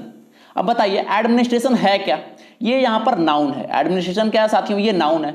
यहां में एबिलिटी की विशेषता बताने वाला एडजेक्टिव का प्रयोग करना, और जबकि ये क्या हो गया, नाउन हो गया। तो एडमिनिस्ट्रेशन के जगह पर लिखेंगे, हमें इसके जगह पर अगर सुटेबल लिखना है तो एडमिनिस्ट्रेशन यहाँ पर गलत होगा क्योंकि ये नाउन है और हमें यहाँ एडजेक्टिव चाहिए, तो इसके जगह पर लिखेंगे हम लोग एडमिनिस्ट्रेटिव, ठीक है। तो इसके जगह पर क्या लिख सकते हैं हम लोग, एडमिनिस्ट्रेटिव। तो इसका सही ऑप्शन क्या हो गया, ऑप्शन नंबर बी, एडमिनिस्ट्रेटिव, ठीक है। तो ये यहाँ पर सही हो गया, ठीक है। चलिए अगला सवाल है क्वेश्चन नंबर 15। क्वेश्चन नंबर 15 है कि last week's sharp hike in the wholesale price of beef is a strong indication for higher meat cost to come, ठीक है। क्वेश्चन नंबर 15 यही है, बतलाना किस वाले पार्ट में है, देखते हैं, ठीक है। देखिए एक यूज हुआ है यहां पर कॉस्ट, यहां देखिए ध्यान दीजिए यहां पर क्या यूज हुआ है, कॉस्ट। इसका मतलब क्या होता है, ठीक है, इसका मतलब क्या होता है, ये देखिए ये कॉस्ट का ही तो प्लूरल है, ठीक है, कॉस्ट का ही तो प्लूरल है। और कॉस्ट है क्या, अनकाउंटेबल नाउन, ठीक है। कॉस्ट क्या है, अनकाउंटेबल नाउन। अब देखिए बतलाने की जरूरत नहीं है कि अनकाउंटेबल नाउन का प्लूरल कभी नहीं बनता, तो कॉस्ट जो लिखा हुआ यहां पर ये गलत होगा, यहां पर सिंपली कॉस्ट का ही प्रयोग करेंगे हम लोग, ठीक है। ये तो कम से कम 4-5 बार रिपीट हो चुका है अभी 15 सवाल में ही। तो ये जितना भी जो भी रूल रिपीट हो रहा है, ठीक है, जो भी रूल यहां आ रहा है वो रूल तो कभी आपको भूलना नहीं है, क्योंकि यही सारे रूल से आपके एग्जाम में सवाल पूछे जाएंगे। सही ऑप्शन क्या होगा साथियों, ऑप्शन नंबर सी। चलिए अगला सवाल देखते हैं, क्वेश्चन नंबर 16। क्वेश्चन नंबर 16 है कि whenever he goes to Mumbai, he stays in 5 stars hotels। ये रहा क्वेश्चन नंबर 16। अब देखिए 5 स्टार्स ये क्या है, हाइफेनेटेड नाउन है। 5 स्टार्स क्या है, हाइफेनेटेड नाउन। और आपको पता है हाइफेनेटेड नाउन में कभी भी कोई भी प्लूरल फॉर्म प्रयोग नहीं करते। तो यहाँ पर 5 स्टार्स जो लिखा हुआ साथियों ये यहाँ पर गलत होगा। इसका जो सही फॉर्म होगा वो सिंपली लिखेंगे हम लोग 5 स्टार। क्या हो जाएगा, 5 स्टार। यहाँ स्टार जो लिखा हुआ था वो गलत है, 5 स्टार ही सही होगा। सही ऑप्शन क्या हो गया, ऑप्शन नंबर सी। क्लियर। चलिए अगला सवाल क्वेश्चन नंबर 17 देखते हैं। क्वेश्चन नंबर 17 है the company has ordered some new equipments. ये रहा क्वेश्चन नंबर 17। अब देखिए इक्विपमेंट क्या है, अनकाउंटेबल नाउन। सब देखिए सेमी रूल अभी रिपीट हो रहा है। इक्विपमेंट क्या है, अनकाउंटेबल नाउन, इसका प्लूरल बनता ही नहीं है, तो इक्विपमेंट्स यहां से गलत करेंगे, क्या हो जाएगा, सिंपल इक्विपमेंट। सही ऑप्शन क्या हो गया, ऑप्शन नंबर सी। ठीक है, चलिए अगला सवाल क्वेश्चन नंबर 18 देखिए। क्वेश्चन नंबर 18 है, a strong breeze blew his cap of.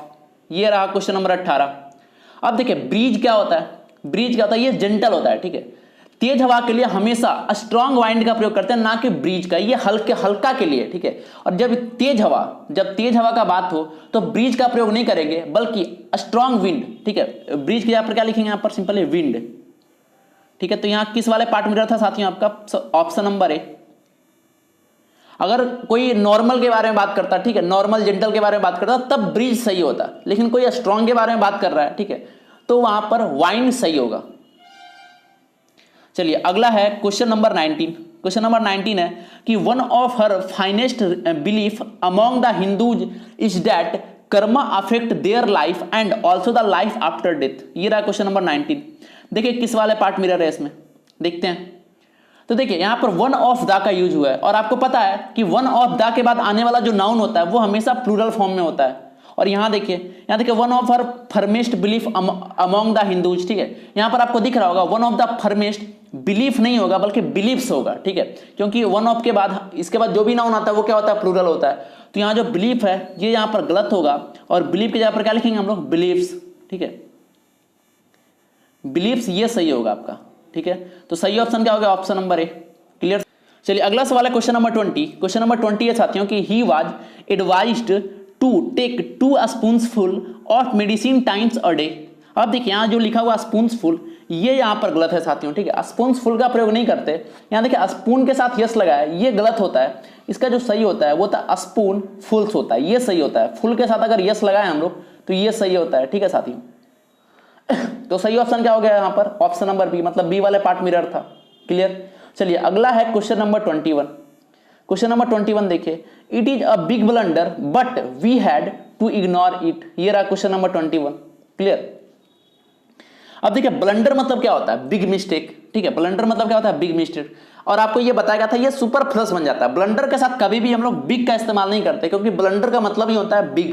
ठीक है, तो यहाँ पर बिग का जो प्रयोग है, बिग यहाँ पर कट कर देंगे। अब ये सही हो गया। सही ऑप्शन क्या हो गया, ऑप्शन नंबर ए। चलिए अगला है क्वेश्चन नंबर 22। क्वेश्चन नंबर 22 है कि the police have received 2 important informations that can help them solve the triple murder case. ठीक है, ये रहा क्वेश्चन नंबर 22। देखते हैं किस वाले पार्ट मिरर है। अब देखिए यहां जो इंफॉर्मेशन का यूज हुआ है, इंफॉर्मेशन क्या होता है, अनकाउंटेबल नाउन। ठीक है, अगर हमें इसका प्लूरल बनाना है, इंफॉर्मेशन का प्लूरल बनाना है, तो इसके लिए क्या करना होगा, पीसेस ऑफ इंफॉर्मेशन, ये इसका इस्तेमाल हम लोग करेंगे। ठीक है, यहां पर देखिए इंफॉर्मेशन का प्लूरल के रूप में, प्लूरल देखिए इंफॉर्मेशन लिखा हुआ है यहाँ पर, ये गलत होगा। अगर इंफॉर्मेशन का प्लूरल लिखना होता तो क्या लिखते हैं हम लोग, पीसेस ऑफ इंफॉर्मेशन। ठीक है, तो सही ऑप्शन क्या हो गया, ऑप्शन नंबर बी। इसका सही ऑप्शन हो गया ऑप्शन नंबर बी। चलिए अगला सवाल है क्वेश्चन नंबर 23। क्वेश्चन नंबर 23 है कि द शिप्स of the wheat plants were too heavy for the weak farmer to carry them on his head. अब देखिए यहां पर जो वर्ड यूज हुआ है शिप्स, देखिए मैं इसको लिखता हूं यहां पर। देखिए ये जो शिप है, अगर इसका प्लूरल बनाना होता है तो इसके अंत में यस लगाकर नहीं बनाते। ठीक है, बल्कि इसके अंत का जो यफ है उसको हटाकर भी यस का प्रयोग करते हैं, और यहां पर देखिए डायरेक्टली यस लगा दिया गया, तो ये यहां पर गलत होगा, क्योंकि हमें यहां पर इसका प्लूरल फॉर्म में यूज करना था और यहां पर यस अंत में लिखा हुआ था, तो इस तरीके से इसका प्लूरल बनता ही नहीं है। क्लियर। सही ऑप्शन क्या हो गया साथियों, इसका ऑप्शन नंबर ए। इसका सही ऑप्शन हो गया ऑप्शन नंबर ए। क्लियर। चलिए अगला सवाल देखते हैं, क्वेश्चन नंबर 24। क्वेश्चन नंबर 24 है the population of India is divided into 2 classes, haves and haves not. Clear. मैं एक बार फिर से रिपीट करूंगा, the population of India is divided into 2 classes, haves and haves not. अब देखिए किस वाले पार्ट मिरर है ये हमें बतलाना है। ठीक है, अब देखिए हैव्स नॉट्स, ये यहां पर हैव्स नॉट जो है ये यहां पर गलत है, बल्कि हैव नॉट्स का प्रयोग करेंगे। हैव्स नॉट नहीं बल्कि हैव नॉट्स का प्रयोग सही होगा। तो अंत में आपको दिख रहा होगा यहां पर हैव्स नॉट है, ये यहां पर गलत होगा। इसके जगह पर जो सही अगर लिखें तो हैव नॉट्स, ये सही होगा। ठीक है साथियों, तो ये गलत होगा दोनों। ठीक है, हैव्स नॉट की जगह पर क्या लिखेंगे, हैव नॉट्स, तो इसे सुधार लीजिएगा। ठीक है, सही ऑप्शन क्या होगा, ऑप्शन नंबर सी। चलिए अगला सवाल है क्वेश्चन नंबर 25। क्वेश्चन नंबर 25 है कि all his sister in laws are extremely cooperative and she doesn't miss her real sisters at all. अब देखिए फिर से वही देखिए, सिस्टर्स इन लॉ, यहाँ पर सिस्टर इन लॉज होता ही नहीं है, ये जो लिखा हुआ है ये होता ही नहीं है। कभी भी अगर सिस्टर इन लॉ का अगर हमें कोई भी हो, brother in law, sister in law, mother in law हो, ठीक है, तो अगर हम इसका प्लूरल जब भी बनाते हैं तो उसका जो मेन वर्ड होता है उसको हम लोग चेंज करते हैं, ठीक है। तो यहाँ पर सिस्टर इन लॉज गलत होगा, बल्कि सिस्टर्स इन लॉ। जब मैं इसका थ्योरी पढ़ा रहा था तब भी मैं एक बात बोला था कि कभी भी जब उससे रिलेटेड सवाल आते हैं तो हमेशा इसी तरीके से लिखा होता है, ठीक है। मदर इन लॉज लिखा होगा, फादर इन लॉज लिखा होगा, तो लॉज होता ही नहीं है, ठीक है। फादर्स इन लॉ सही होगा। उसी तरीके से यहाँ पर क्या होगा, सिस्टर्स इन लॉ। तो यहाँ पर सिस्टर के यहाँ पर सिस्टर्स की जो लॉज में यस हटाइए, ठीक है, तो ये सही हो गया आपका। तो सही ऑप्शन क्या हो गया, क्वेश्चन नंबर 25 का ऑप्शन नंबर ए, ठीक है दोस्तों, समझ में आ गया होगा। चलिए बढ़ेंगे अगले सवाल की ओर। क्वेश्चन नंबर 26 देखिए, क्वेश्चन नंबर 26 है कि envy strikes a woman when she sees her husband talking to another woman. ये रहा क्वेश्चन नंबर 26। देखते हैं किस वाले पार्ट में रह रहे। अब देखिए एक पॉइंट जो मैं अभी बोलने जा रहा हूं, ध्यान से समझिएगा कि जो हमारा है और उसे खोने के डर से हमें ईर्ष्या होती है, तो वहां पर जेलसी का प्रयोग करते हैं, ठीक है। और जब उस वस्तु के लिए ईर्ष्या हो जो हमारा नहीं है, तो वहां पर इनवाई का प्रयोग करते हैं। देखिए यहाँ पर इनवाई का प्रयोग है, क्लियर। तो यहाँ पर इनवाई का प्रयोग नहीं होगा, बल्कि यहाँ पर जेलसी का प्रयोग होगा, ठीक है। दो वर्ड आया था, इनवाई और जेलसी, दोनों का मतलब हमने इसके थ्योरी वाले पार्ट में अच्छा तरीके से देखा था। तो यहाँ पर इनवाई का प्रयोग यहाँ पर गलत है, इसके यहाँ पर क्या लिखेंगे, सही क्या हो जाएगा, जेलसी, ठीक है। जेलसी जो है साथियों यहाँ पर ये सही हो जाएगा, ठीक है। सही ऑप्शन क्या होगा, ऑप्शन नंबर ए। चलिए अगला सवाल है क्वेश्चन नंबर 27। क्वेश्चन नंबर 27 देखिए, क्वेश्चन नंबर 27 है कि 2 summons have been issued by the court but he has not yet appeared before the court. अब समझिएगा यहाँ पर समन्स का यूज हुआ है, ठीक है साथियों। ये जो है ये सिंगुलर होता है, ये जो है समन्स ये सिंगुलर होता है, और जब हम इसका प्लूरल बनाते हैं तो समन्स में हम लोग ईएस ऐड कर देते हैं, ठीक है। तो ये समन्सेस हो जाता है, ये प्लूरल बन जाता है। और यहाँ पर आपको पता है कि यहाँ पर जो भी वर्ड यूज होगा वो प्लूरल ही यूज होना चाहिए, ठीक है। तो यहाँ पर जो समन्स है वो गलत होगा और इसके यहाँ पर हम लोग लिखेंगे समन्सेस, ठीक है। कुछ नहीं करना है, बस जो आपका वर्ड लिखा हुआ था उसमें हम लोग ईएस ऐड कर देंगे, ठीक है। अगर ये समझ में नहीं आ रहा तो आप जाइए इसके थ्योरी वाले पार्ट में, वहां जाकर समझिए इसे, क्योंकि वहां पर ये सारा कुछ अच्छे तरीके से समझाया गया, ठीक है। तो इसका सही ऑप्शन क्या होगा, ऑप्शन नंबर ए। चलिए अगला सवाल है क्वेश्चन नंबर 28 देखते हैं। क्वेश्चन नंबर 28 है the Vaidyas have been living here for about a decade, ठीक है। अब देखिए वैद्याज, देखिए यहां पर जो एपस्ट्रॉफी का प्रयोग है तो ये गलत है, ठीक है, क्योंकि यहां पर कोई उसके अधिकार की बात नहीं हो रही है, ठीक है। तो यहां पर एपस्ट्रॉफी सिंपली रिमूव कर देंगे, तो सही क्या इस तरीके से लिखेंगे, ठीक है। देखिएगा यहां पर ये लिखना सही होगा, ठीक है। तो ऐसा भी आपके एग्जाम में एरर पूछा जाता है, यहां पर सिर्फ एक एपस्ट्रॉफी का एरर होता है। सही ऑप्शन क्या हो गया, इसका भी ऑप्शन नंबर ए हो गया, ठीक है साथियों। चलिए अगला सवाल है क्वेश्चन नंबर 29। क्वेश्चन नंबर 29 है you are among those man who earned name and fame not by chance but by hard work. ये रहा क्वेश्चन नंबर 29। अब देखिए फिर से देखिए, you are among those man. अब देखिए दोज क्या है, प्लूरल है, ठीक है, ये प्लूरल। तो इसके बाद जो भी होगा वो प्लूरल ही होगा, और यहां पर देखिए मैन का प्रयोग कर दिया है, ठीक है। कितना छोटा एरर है, तो मैन का प्रयोग यहां पर गलत होगा और मैन के यहां पर सिंपली हम लोग लिखेंगे मेन, ठीक है। ये समझ में आ गया। चलिए अगला सवाल देखते हैं क्वेश्चन नंबर 30। क्वेश्चन नंबर 30 देखिए, क्वेश्चन नंबर 30 है साथियों कि children are playing and making mischiefs as their holidays have started. ये रहा क्वेश्चन नंबर 30। देखते हैं साथियों इसमें किस वाले पार्ट में एरर है क्वेश्चन नंबर 30 में। अब देखिए मिसचीफ जो है वो अनकाउंटेबल नाउन है, फिर से वही बात, और इसका प्लूरल बनता ही नहीं है, और यहाँ पर मिसचीफ्स लिखा हुआ, तो ये बिल्कुल गलत होगा। सही ऑप्शन क्या होगा, ऑप्शन नंबर बी, ठीक है। मिसचीफ्स होगा ही नहीं, क्योंकि ये अनकाउंटेबल नाउन है। और एक बात हमेशा दिमाग में रखिए कि कभी भी अनकाउंटेबल नाउन का प्लूरल होता ही नहीं है। क्लियर साथियों। चलिए अगला सवाल देखेंगे हम लोग, क्वेश्चन नंबर 31। क्वेश्चन नंबर 31 है कि sheeps are economically useful and so they are reared for wool and meat. ये रहा क्वेश्चन नंबर 31। देखते हैं किस वाले पार्ट में रह रहा है। तो देखिए सीप का सिंगुलर, ठीक है, सीप का सिंगुलर तथा प्लूरल फॉर्म दोनों सेम ही होता है, ठीक है। अगर सीप जो है, सीप मतलब क्या होता है, भेड़। तो अगर सीप को अगर हम लोग प्लूरल के रूप में इस्तेमाल करें या फिर सिंगुलर के रूप में इस्तेमाल करें, दोनों रूप में इसका जो होता है वो सीप ही हम लोग प्रयोग करते हैं। क्लियर। तो यहाँ पर जो सीप्स का प्रयोग है ये बिल्कुल गलत होगा, यहाँ पर सिंपली सीप ही लिखेंगे हम लोग। क्लियर, ये समझ में आ गया होगा। चलिए सही ऑप्शन क्या हो गया, ऑप्शन नंबर ए। अगला सवाल देखेंगे क्वेश्चन नंबर 32। क्वेश्चन नंबर 32 देखिए, क्वेश्चन नंबर 32 है कि I read the letter and made him aware of its content. ये रहा क्वेश्चन नंबर 32। अब देखिए फिर से देखिए कंटेंट, यहाँ क्या लिखा हुआ है आपका कंटेंट, तो कंटेंट जो लिखा हुआ है वो गलत होगा, यहाँ पर कंटेंट्स का प्रयोग सही होगा, ठीक है, क्योंकि दोनों का मतलब अलग अलग है। कंटेंट मतलब क्या होता है, कंटेंट्स मतलब क्या होता है, तो कंटेंट्स मतलब होता है साथियों थिंग्स कंटेंट इन समथिंग, ठीक है, तो यहाँ पर कंटेंट गलत होगा, बल्कि यहाँ पर जो सही अगर जो इसका जो सही होगा वो होगा कंटेंट्स, ठीक है, ये समझ में आ रहा होगा। चलिए अगला है क्वेश्चन नंबर 33। यहां पर सिर्फ मीनिंग के अकॉर्डिंग था, ठीक है, कंटेंट अलग होता है और कंटेंट्स अलग होता है, दोनों का अर्थ चेंज हो जाता है, इसलिए हम लोग कंटेंट की जगह पर कंटेंट्स का प्रयोग किए। चलिए अगला सवाल क्वेश्चन नंबर 33 देखते हैं। Question number 33, I shall not go to the party I shall not go to party tonight since I have many works to complete before I give presentation tomorrow. ये रहा question number 33। अब देखिए फिर से एक चीज यहां पर यूज हुआ है वर्क्स। अब देखिए वर्क्स क्या है आपका, वर्क क्या है साथियों आपका, वर्क जो है वो अनकाउंटेबल नाउन है। वर्क क्या है, ये अनकाउंटेबल नाउन है, और अगर ये अनकाउंटेबल नाउन है तो इसका प्लूरल हम लोग कैसे बना दिए, ये एकदम बिल्कुल गलत होगा। सही ऑप्शन क्या होगा, ऑप्शन नंबर बी, ठीक है, बी वाले पार्ट में एरर था। क्लियर। चलिए अगला सवाल है क्वेश्चन नंबर 34। क्वेश्चन नंबर 34 देखते हैं। One must be always true to one's words if one wants to get respect from everyone. ये रहा क्वेश्चन नंबर 34। अब देखिए यहां पर फिर से एक फ्रेज का प्रयोग होगा, ठीक है, वो फ्रेज है ट्रू टू वंस वर्ड। ये एक फ्रेज है, ठीक है, ट्रू टू वंस वर्ड, ये फ्रेज है, इसका मतलब क्या होता है, जुबान का पक्का। तो वर्ड्स यहां पर गलत होगा, वर्ड ही ये देखिए ये एक फ्रेज है, इसका मतलब क्या होता है, जुबान का पक्का, ठीक है साथियों।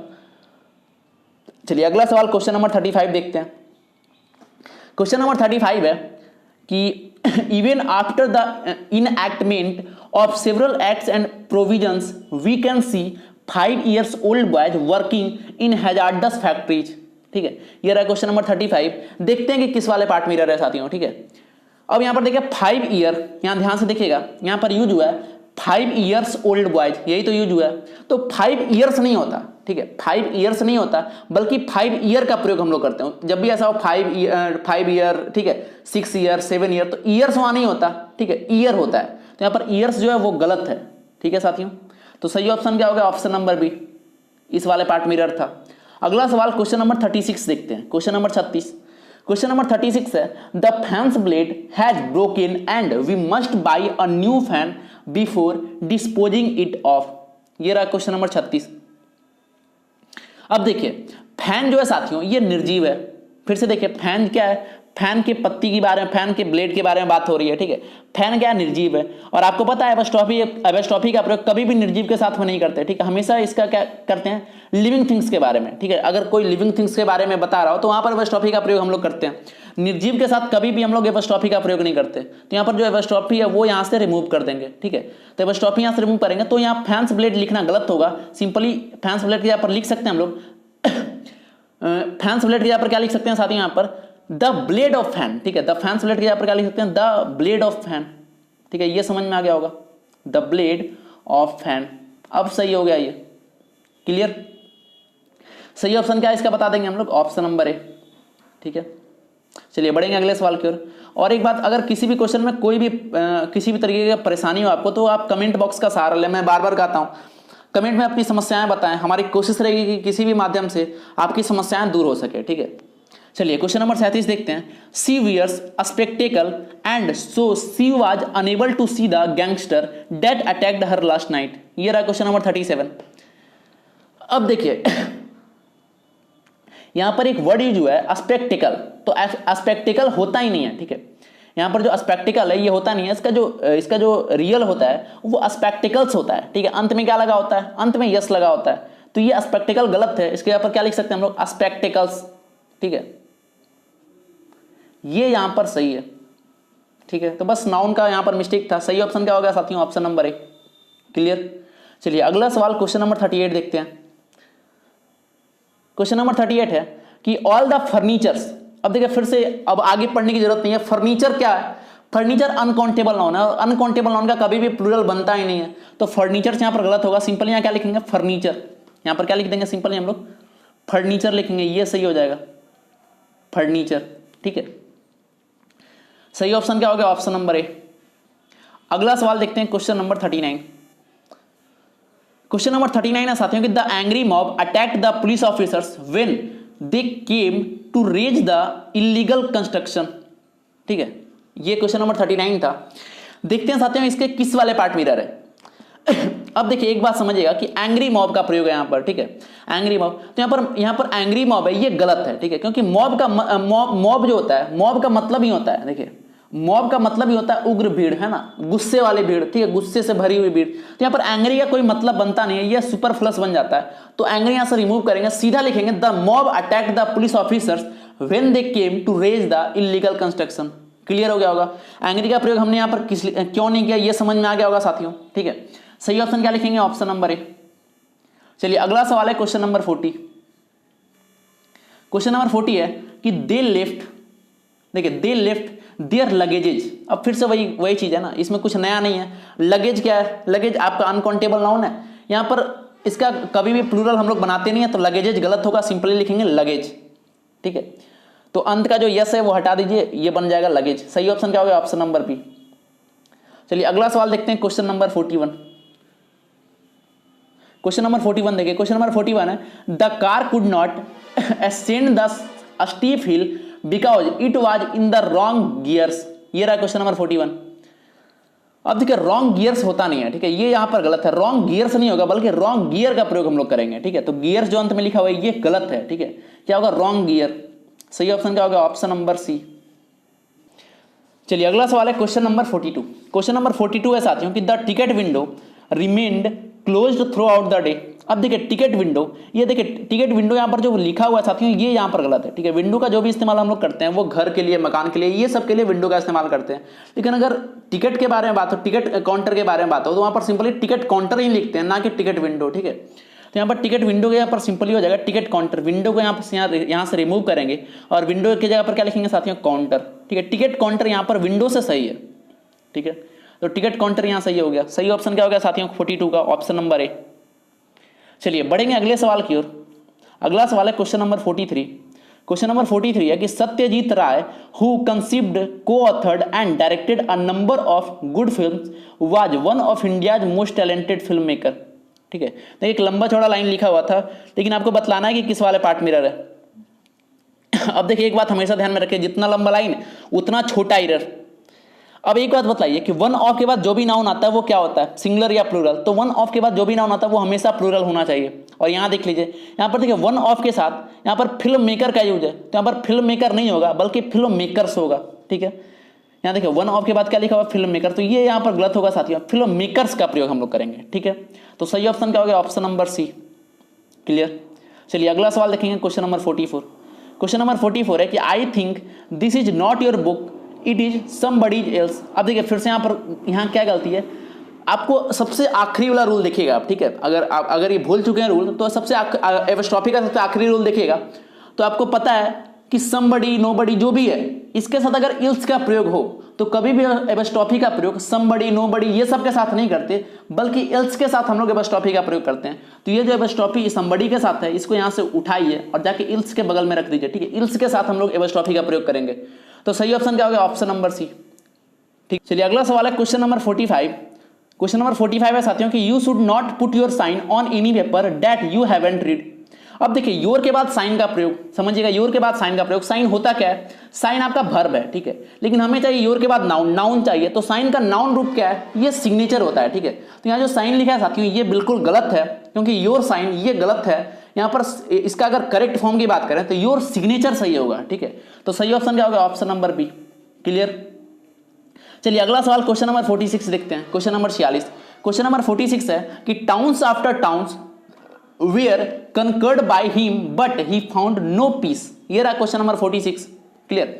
अब देखिए इसमें ज्यादा कुछ दिमाग लगाने की जरूरत है नहीं, टाउन्स आफ्टर टाउन्स ये होता ही नहीं है। ठीक है, आपको मैं फिर से रूल याद दिलाता हूं कि कभी भी कोई नाउन के बाद प्रीपोजिशन हो और उस प्रीपोजिशन के बाद पुनः वही नाउन रिपीट कर, जैसे देखिए टाउन्स के बाद प्रीपोजिशन आफ्टर है और इसके बाद पुनः टाउन रिपीट कर गया, टाउन्स रिपीट कर गया, तो अगर ऐसा कभी भी मिले तो जो भी नाउन उसमें इस्तेमाल होता है वो हमेशा सिंगुलर इस्तेमाल होता है, लेकिन टाउन्स क्या है, प्लूरल है। तो ये जो है ये गलत हो जाएगा, टाउन्स आफ्टर टाउन्स नहीं होगा। अगर इसका सही फॉर्म लिखना होगा तो यहाँ पर लिख सकते हैं हम लोग टाउन आफ्टर टाउन। ठीक है, ये सही होगा यहाँ पर, टाउन आफ्टर टाउन। ठीक है साथियों, सही ऑप्शन क्या होगा, ऑप्शन नंबर ए। चलिए अगला सवाल है क्वेश्चन नंबर 47। क्वेश्चन नंबर देखिए 47 क्या है। क्वेश्चन नंबर 47 है कि when we reach the fair we found that there was no place to stand. अब देखिए नो प्लेस ये गलत है यहाँ पर, ठीक है, नो प्लेस का प्रयोग यहाँ पर नहीं करते। तो ये प्लेस मतलब हो जाता है स्थान, लेकिन इसके यहाँ पर ये सही होगा कि नो रूम, ठीक है। रूम मतलब क्या होता है, रूम मतलब वो कमरा वाला नहीं होता, रूम मतलब होता है जगह, ठीक है, इनफ एम्प्टी स्पेस ये होता है, ठीक है। आपने क्रिकेट कमेंट्री देखा होगा तो वहां पर भी आपने सुना होगा रूम, ठीक है, रूम नहीं मिली, तो इसका मतलब वही होता है जगह नहीं मिली, ठीक है। तो यहाँ पर प्लेस की जगह पर वही होगा रूम, ठीक है। तो सही है, सही इसका क्या हो जाएगा, नो रूम टू स्टैंड, ठीक है, नो रूम टू स्टैंड, ये यहां पर सही होगा। तो सही ऑप्शन क्या होगा साथियों, ऑप्शन नंबर सी। अगला सवाल है क्वेश्चन नंबर 48। देखिएगा क्वेश्चन नंबर 48 क्या है कि all the evidences were against him and he was held guilty. अब देखिए एविडेंस मतलब होता है सबूत साथियों, और ये होता है अनकाउंटेबल नाउन, और अनकाउंटेबल नाउन का कोई भी प्लूरल फॉर्म होता नहीं है, तो एविडेंसेस जो है वो एकदम बिल्कुल गलत है। सही ऑप्शन क्या लिखेंगे, ऑप्शन नंबर ए वाले पार्ट में एरर था। अगला सवाल है क्वेश्चन नंबर 49। क्वेश्चन नंबर 49 देखिए, क्वेश्चन नंबर 49 है माई कजन ब्रदर। अब आगे बढ़ने की जरूरत बिल्कुल नहीं है, कजन ब्रदर होता नहीं है, कजन लिखेंगे या फिर ठीक है कजन ब्रदर कजन सिस्टर कभी भी हो तो सिंपली कजन लिखते हैं हम लोग, ठीक है। ब्रदर कट करिए, क्या होगा सही ऑप्शन, ऑप्शन नंबर ए, ठीक है। चलिए अगला सवाल देखेंगे क्वेश्चन नंबर 50। अगला सवाल है क्वेश्चन नंबर 50। क्वेश्चन नंबर 50 है the committee could not come to a final conclusion. ये रहा क्वेश्चन नंबर 50। अब देखिए फाइनल जो है वो यहां पर ये सुपर प्लस का काम कर रहा है, क्यों, क्योंकि कंक्लूजन जो है वो सदा फाइनल ही होता है। जो भी कंक्लूजन निकलता है वो अंतिम ही कंक्लूजन निकलता है, फाइनल कंक्लूजन ही निकलता है, ठीक है। तो फाइनल के साथ अगर इसको कंक्लूजन को लिखते हैं तो ये इसको सुपर प्लस बना देता है, तो फाइनल यहां से रिमूव कर देंगे, ठीक है। अब ये सही हो गया, तो सही ऑप्शन क्या हो गया, ऑप्शन नंबर सी। क्लियर साथियों। चलिए अगला क्वेश्चन नंबर 51 देखते हैं। क्वेश्चन नंबर 51 है the cattle in the meadow was terrified to hear the roar of a lion which appeared to be wild with anger. ये रहा क्वेश्चन नंबर 51। देखते हैं साथियों कि इसके किस वाले पार्ट में एरर है, ठीक है। अब देखिए कैटल क्या होता है, कैटल सिंगुलर होता है प्लूरल, तो कैटल प्लूरल नाउन होता है। अगर कैटल प्लूरल नाउन है तो इसके साथ हमने वाज का प्रयोग क्यों किया, तो वाज जो लिखा हुआ है ये यहां पर बिल्कुल गलत होगा। वाज की जगह पर क्या लिखेंगे हम लोग, वेयर, ठीक है। ये समझ में आ रहा होगा। सही ऑप्शन क्या होगा इसका, ऑप्शन नंबर बी, ठीक है साथियों। चलिए अगला सवाल है क्वेश्चन नंबर 52। ये है कि there should be no furnitures in my room. ये रहा क्वेश्चन नंबर 52। अब देखिए आपको पता है कि फर्नीचर क्या है, अनकाउंटेबल नाउन, तो इसका प्लूरल बनता ही नहीं है, तो फर्नीचर जो लिखा हुआ साथियों ये बिल्कुल गलत है, ठीक है। तो सही ऑप्शन क्या हो जाएगा, ऑप्शन नंबर बी, ठीक है। फर्नीचर्स का उपयोग यहाँ पर नहीं करेंगे। तो आपको यहाँ पर पता चल रहा होगा कि एक ही रूल से कितना सवाल पूछे जाते हैं, और सिर्फ प्री की बात नहीं करें बल्कि मेंस में भी बहुत सारा ऐसे ऐसे सवाल आपके मेंस में पूछे जाते हैं, ठीक है। लेकिन बस यही कंडीशन है कि आपको पता होना चाहिए, अगर रूल पता ही नहीं होगा तो आप बनाएंगे कैसे, ठीक है। चलिए अगला सवाल है क्वेश्चन नंबर 53। क्वेश्चन नंबर 53 है कि that house is built of stones. ये सिंपली बहुत छोटा लाइन है, और देखिए जितना छोटा लाइन उतना खतरनाक होता है। क्वेश्चन नंबर 53 है कि that house is built for stones. अब देखिए यहाँ पर जो स्टोन्स लिखा हुआ है ये यहाँ पर गलत है, स्टोन्स नहीं होगा बल्कि सिंपली स्टोन लिखेंगे, ठीक है। क्योंकि स्टोन से मतलब हमारा मेटेरियल से, ठीक है। यहाँ पर जो स्टोन्स लिखा हुआ है ये इसका मतलब मेटेरियल से, ना कि पत्थर से, ठीक है। तो यहाँ पर स्टोन्स मतलब मेटेरियल हो रहा है, तो स्टोन्स यहाँ पर नहीं लिखेंगे, सिंपली क्या लिखेंगे, स्टोन। ये समझ में आ रहा होगा। सही ऑप्शन क्या होगा, ऑप्शन नंबर सी। चलिए अगला सवाल है क्वेश्चन नंबर 54। क्वेश्चन नंबर 54 है कि संतोष लिव्स बाय द प्रिंसिपल्स ही प्रोफेसस। अब एक बात ध्यान दीजिएगा, यहाँ पर जो प्रिंसिपल का यूज है साथियों ये इसका मतलब क्या होता है, देखिए हमेशा प्रिंसिपल में PAL अगर हो तो इसका मतलब होता है प्रधानाचार्य, जो स्कूल के प्रिंसिपल होते हैं वो उसका मीनिंग ये होता है। लेकिन यहाँ देखिए जो संतोष संतोष के बारे में बात हो रही है, यहाँ पर सिद्धांत के बारे में बात हो रही है, ठीक है। यहाँ पर उसके सिद्धांतों के बारे में बात हो रही है, तो यहाँ पर ये प्रिंसिपल का प्रयोग नहीं करेंगे, ठीक है, बल्कि इसके जगह पर हम लोग प्रयोग करेंगे, ध्यान से देखिएगा, इस वाले प्रिंसिपल की प्रयोग करेंगे, ठीक है, PRINCIPLE, ठीक है। ये वाले प्रिंसिपल, इसका मतलब क्या होता है, इसका मतलब होता है सिद्धांत, तो इसका प्रयोग यहाँ पर होगा। क्लियर। तो सही ऑप्शन क्या कर देंगे इसका साथियों, 54 का ऑप्शन नंबर बी वाले पार्ट में एरर था। चलिए अगला सवाल देखेंगे हम लोग क्वेश्चन नंबर 55। क्वेश्चन नंबर 55 है कि the astronomer who predicts the future has arrived. अब देखिए फ्यूचर को प्रेडिक्ट कौन करता है, तो यहाँ एस्ट्रोनॉमर प्रेडिक्ट नहीं करता बल्कि एस्ट्रोलॉजर प्रेडिक्ट करता है, ठीक है साथियों। तो एस्ट्रोनॉमर का प्रयोग यहाँ पर बिल्कुल गलत होगा, इसके जगह पर हम लोग लिखेंगे एस्ट्रोलॉजर, ठीक है। एस्ट्रोलॉजर ये होता है, ये जो होते हैं एस्ट्रोलॉजर ये फ्यूचर को प्रेडिक्ट करते हैं, ठीक है। तो सही ऑप्शन क्या होगा, ऑप्शन नंबर ए वाले पार्ट में एरर था इसका। चलिए आपके नॉन टॉपिक का जो सबसे आखिरी सवाल है, सबसे अंतिम सवाल है क्वेश्चन नंबर 56, उसको देखते हैं। क्वेश्चन नंबर 56 है कि he told me that it was his friend's Shankar's house. अब फिर से देखिए डबल एपॉस्ट्रोफी का यूज हुआ है। डबल एपॉस्ट्रोफी का प्रयोग कभी नहीं करेंगे हम लोग, कभी होता ही नहीं है डबल एपॉस्ट्रोफी, ठीक है। तो यहाँ पर डबल एपॉस्ट्रोफी के यहाँ पर सिंगल एपॉस्ट्रोफी प्रयोग करेंगे। यहाँ पर जो फ्रेंड्स लिखा हुआ है उसको यहाँ पर वहां से एपॉस्ट्रोफी हटाएंगे, सीधा यहाँ पर लिखेंगे फ्रेंड, ठीक है। तो इसका जो सही अगर इसको इंप्रूव करना हो तो क्या लिखेंगे, हिज फ्रेंड शंकर्स हाउस। ये समझ में आ रहा होगा। सही ऑप्शन क्या होगा, ऑप्शन नंबर सी, ठीक है साथियों। तो इस तरीके से आपका पूरा नाउन वाला टॉपिक कंप्लीट हो गया है, ठीक है। पूरा नाउन का टॉपिक आपका कंप्लीट हो चुका है।